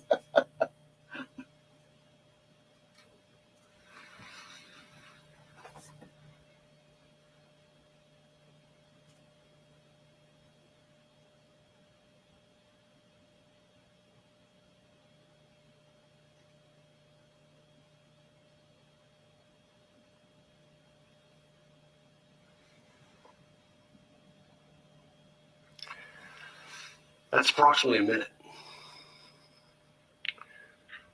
Doesn't it, Again, Alyssa? Yeah, man. The Wow. Ooh, chase that powerful. occurred in Satilla Shores occurred over about a 5-minute period. And when I thought about this, I thought from a lot of different angles, and I kept coming back to the terror that must have been in the mind of the young man running through Satilla Shores. The jury heard the evidence and returned a verdict.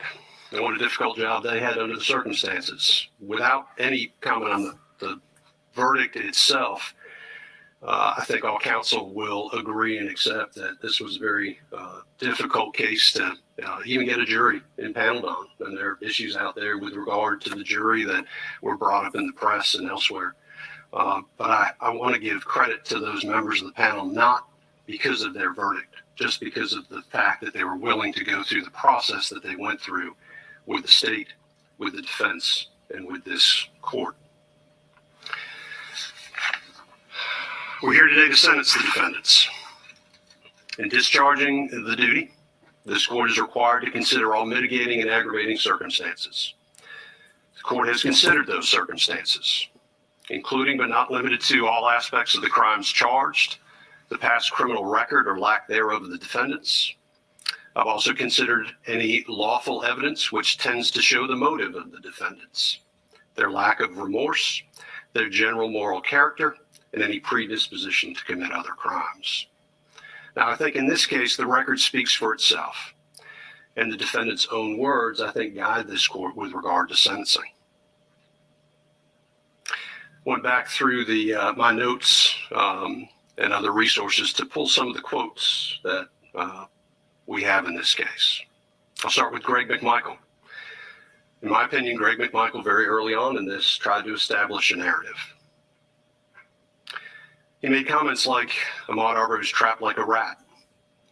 Stop or I'll blow your, and I won't repeat it again, head off. He effectively admitted that he wasn't sure what Ahmaud Arbery had done wrong. Quote, I don't think the guy has actually stolen anything out there, or if he did, it was early in the process. But he keeps going back over and over again into this damn house. Again, back to the narrative. He told Travis, you have no choice. Told another individual at the side or at the scene, this guy ain't no shuffler. This guy's an asshole. Commented that he wanted him, Ahmaud Arbery, to know that we weren't playing. If I could have gotten a shot at the guy, I would have shot him. Travis Mcmichael claims he was in shock. But it's interesting because he talks about his concern for his child and his own well-being. Part of this was while the victim was actually laying there in the street. Commented, this is the worst day of my life. Well, I think it's been touched on here today. There were other individuals that were impacted. I look at the video of this incident. When I say the video, I think everybody knows what we're talking about, but there was one part of it that struck me as absolutely chilling. And that is, I believe it's in the enhanced video provided by the GBI. There's a frame where I believe Ahmaud Arbery, it looks to be, if he's 20 yards out, that may be close, 30 yards out. And it's the frame of Travis Mcmichael lifting the shotgun to fire at Ahmaud Arbery. And you watch that with context. I want to say context after hearing the evidence in this case. Again, thinking about a young man that had been running at that point for almost 5 minutes. And it is a truly disturbing scene. And we got there because Travis Mcmichael's father saw Ahmaud Arbery hauling down the street and calls out, let's go. At that point, Travis Mcmichael, despite whatever may have been going on in his life at that time, with regard to family or otherwise, just goes, grabs a shotgun and goes because he assumes that it is the right thing to do. Ahmaud Arbery was then hunted down and shot. And he was killed because individuals here in this courtroom took the law into their own hands. Mr. Bryan, he joined in after calling out to the Mcmichaels. Y'all got him?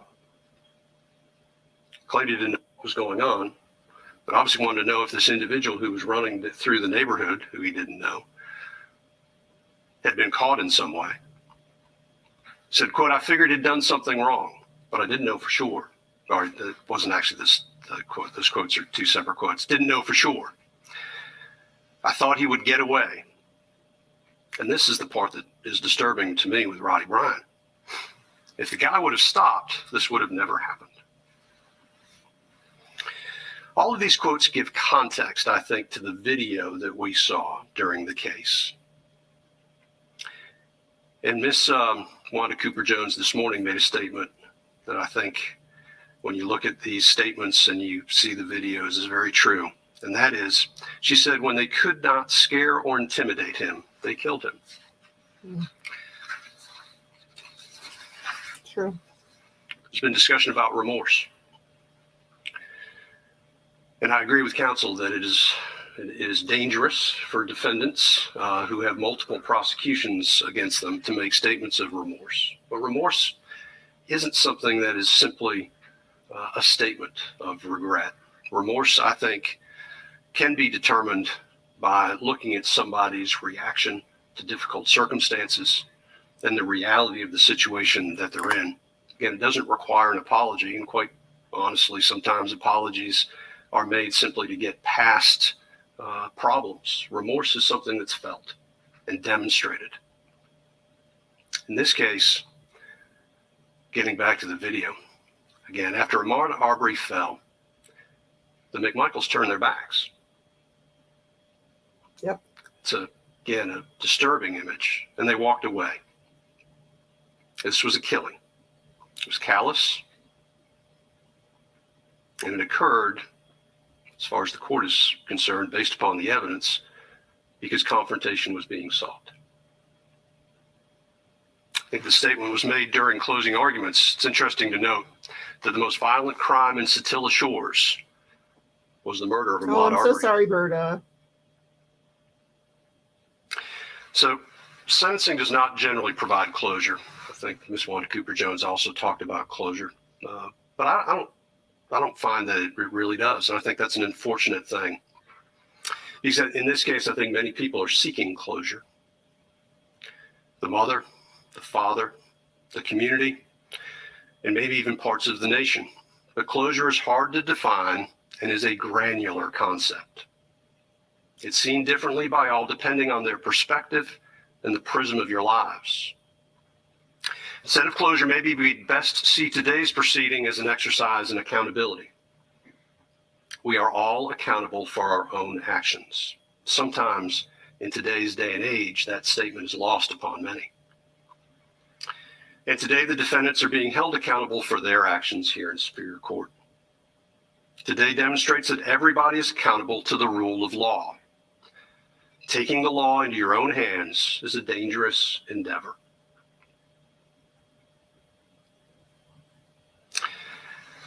I'm not sure how this comes across. Let's say it anyway. I think ultimately, with regard to the murder of Ahmaud Arbery, it holds us all accountable. I've read somewhere, and I don't remember where it was, that at a minimum, Ahmaud Arbery's death should force us to consider expanding our definition of what a neighbor may be and how we treat them. True. I argue that maybe a neighbor is more than the people who just own property around your house. I also believe that in assuming the worst in others, we show our worst character. Assuming the best in others is always the best course of action. And maybe those are the grand lessons from this case. I will let others spend as much time as they want writing about it and talking about it. But those are my general thoughts with regards to this case and sentencing. I agree. Thank you, Evelyn. That said, You're so with so regard sweet. to the Doug, sentence thank you in this again for case, becoming a member. as to Travis Mcmichael. Mr. Mcmichael, the court sentences you as follows. Count 1, malice murder, life without the possibility of parole. Count 2, felony murder, is vacated by operation of law. Count 3, felony murder, vacated by operation of law. Count 4, felony murder, vacated by operation of law. Count 5, felony murder, vacated by operation of law. Count 6, aggravated assault, merges into count 1. Count 7, aggravated assault. Court sentences the defendant to 20 years consecutive to count 1. Count 8, false imprisonment, merges into count 1. Count 9, attempted false imprisonment, 5 years concurrent to count 7. That is life plus 20. Greg Mcmichael, the court sentences you as follows. Wow. Count 1, malice murder, defendant was found not guilty. Count 2, felony murder, life without the possibility of parole. Count 3, felony murder, vacated. When I say vacated, it's vacated by operation of law in all cases. I'm not going to repeat it. Count 4, vacated. Count 5, vacated. Count 6 merges into count 2. Count 7, aggravated assault, 20 years consecutive to count 2. Count 8, 10 years concurrent to count 7. Count 9, 5 years concurrent to count 7. That is life plus 20 years. Roddy Bryan, I do want to separate a little bit because the state is making a different recommendation. And despite the back and forth that Mr. Goff and I had during this case, I do want to point out a couple things that he raised that I think are appropriate to raise with regard to the sentence. As far as the remorse, I think Roddy Bryan stands in very different shoes.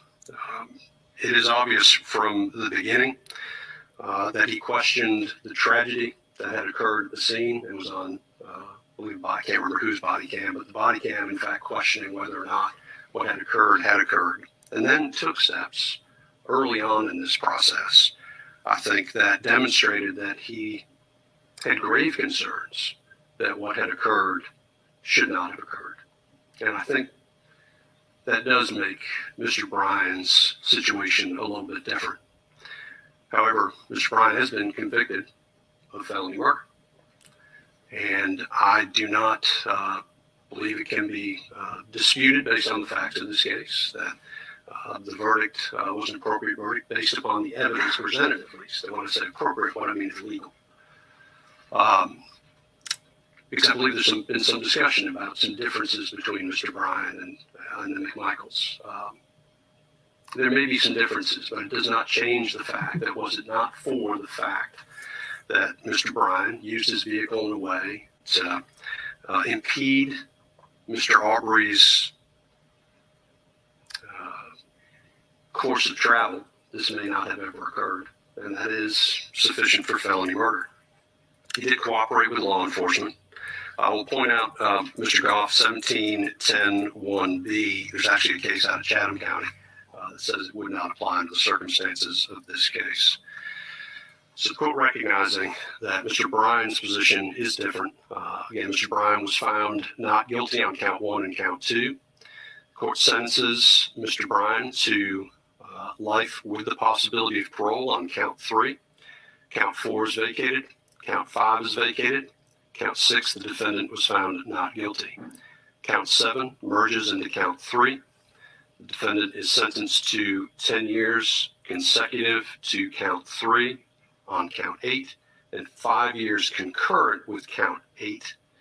Both of those counts, though, will be suspended sentences, which gives Mr. Bryan a life with the possibility of parole sentence. Those are the sentences. The court having pronounced sentence, first with regard to Travis Mcmichael. Mr. Mcmichael, You are hereby notified that under the law of Georgia, you are entitled to appeal the guilty verdict of the jury, and if you decide to do so, you must file your appeal within 30 days of this date. You are also informed that you have the right to retain a lawyer of your own choice to represent you on your post-trial motions and appeals to the appropriate appellate court of Georgia. If you cannot afford a lawyer, the court will appoint one for you. You are entitled to and will be given a transcript of all pretrial, trial, and post-trial matters without cost to you if you cannot afford a transcript. You may file a motion for a new trial, or you may appeal your case directly to the appropriate appellate court of Georgia for review.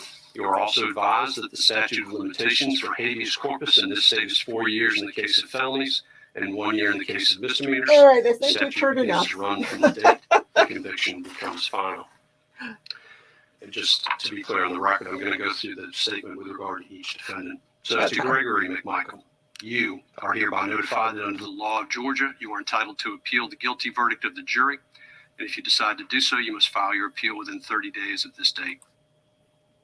So,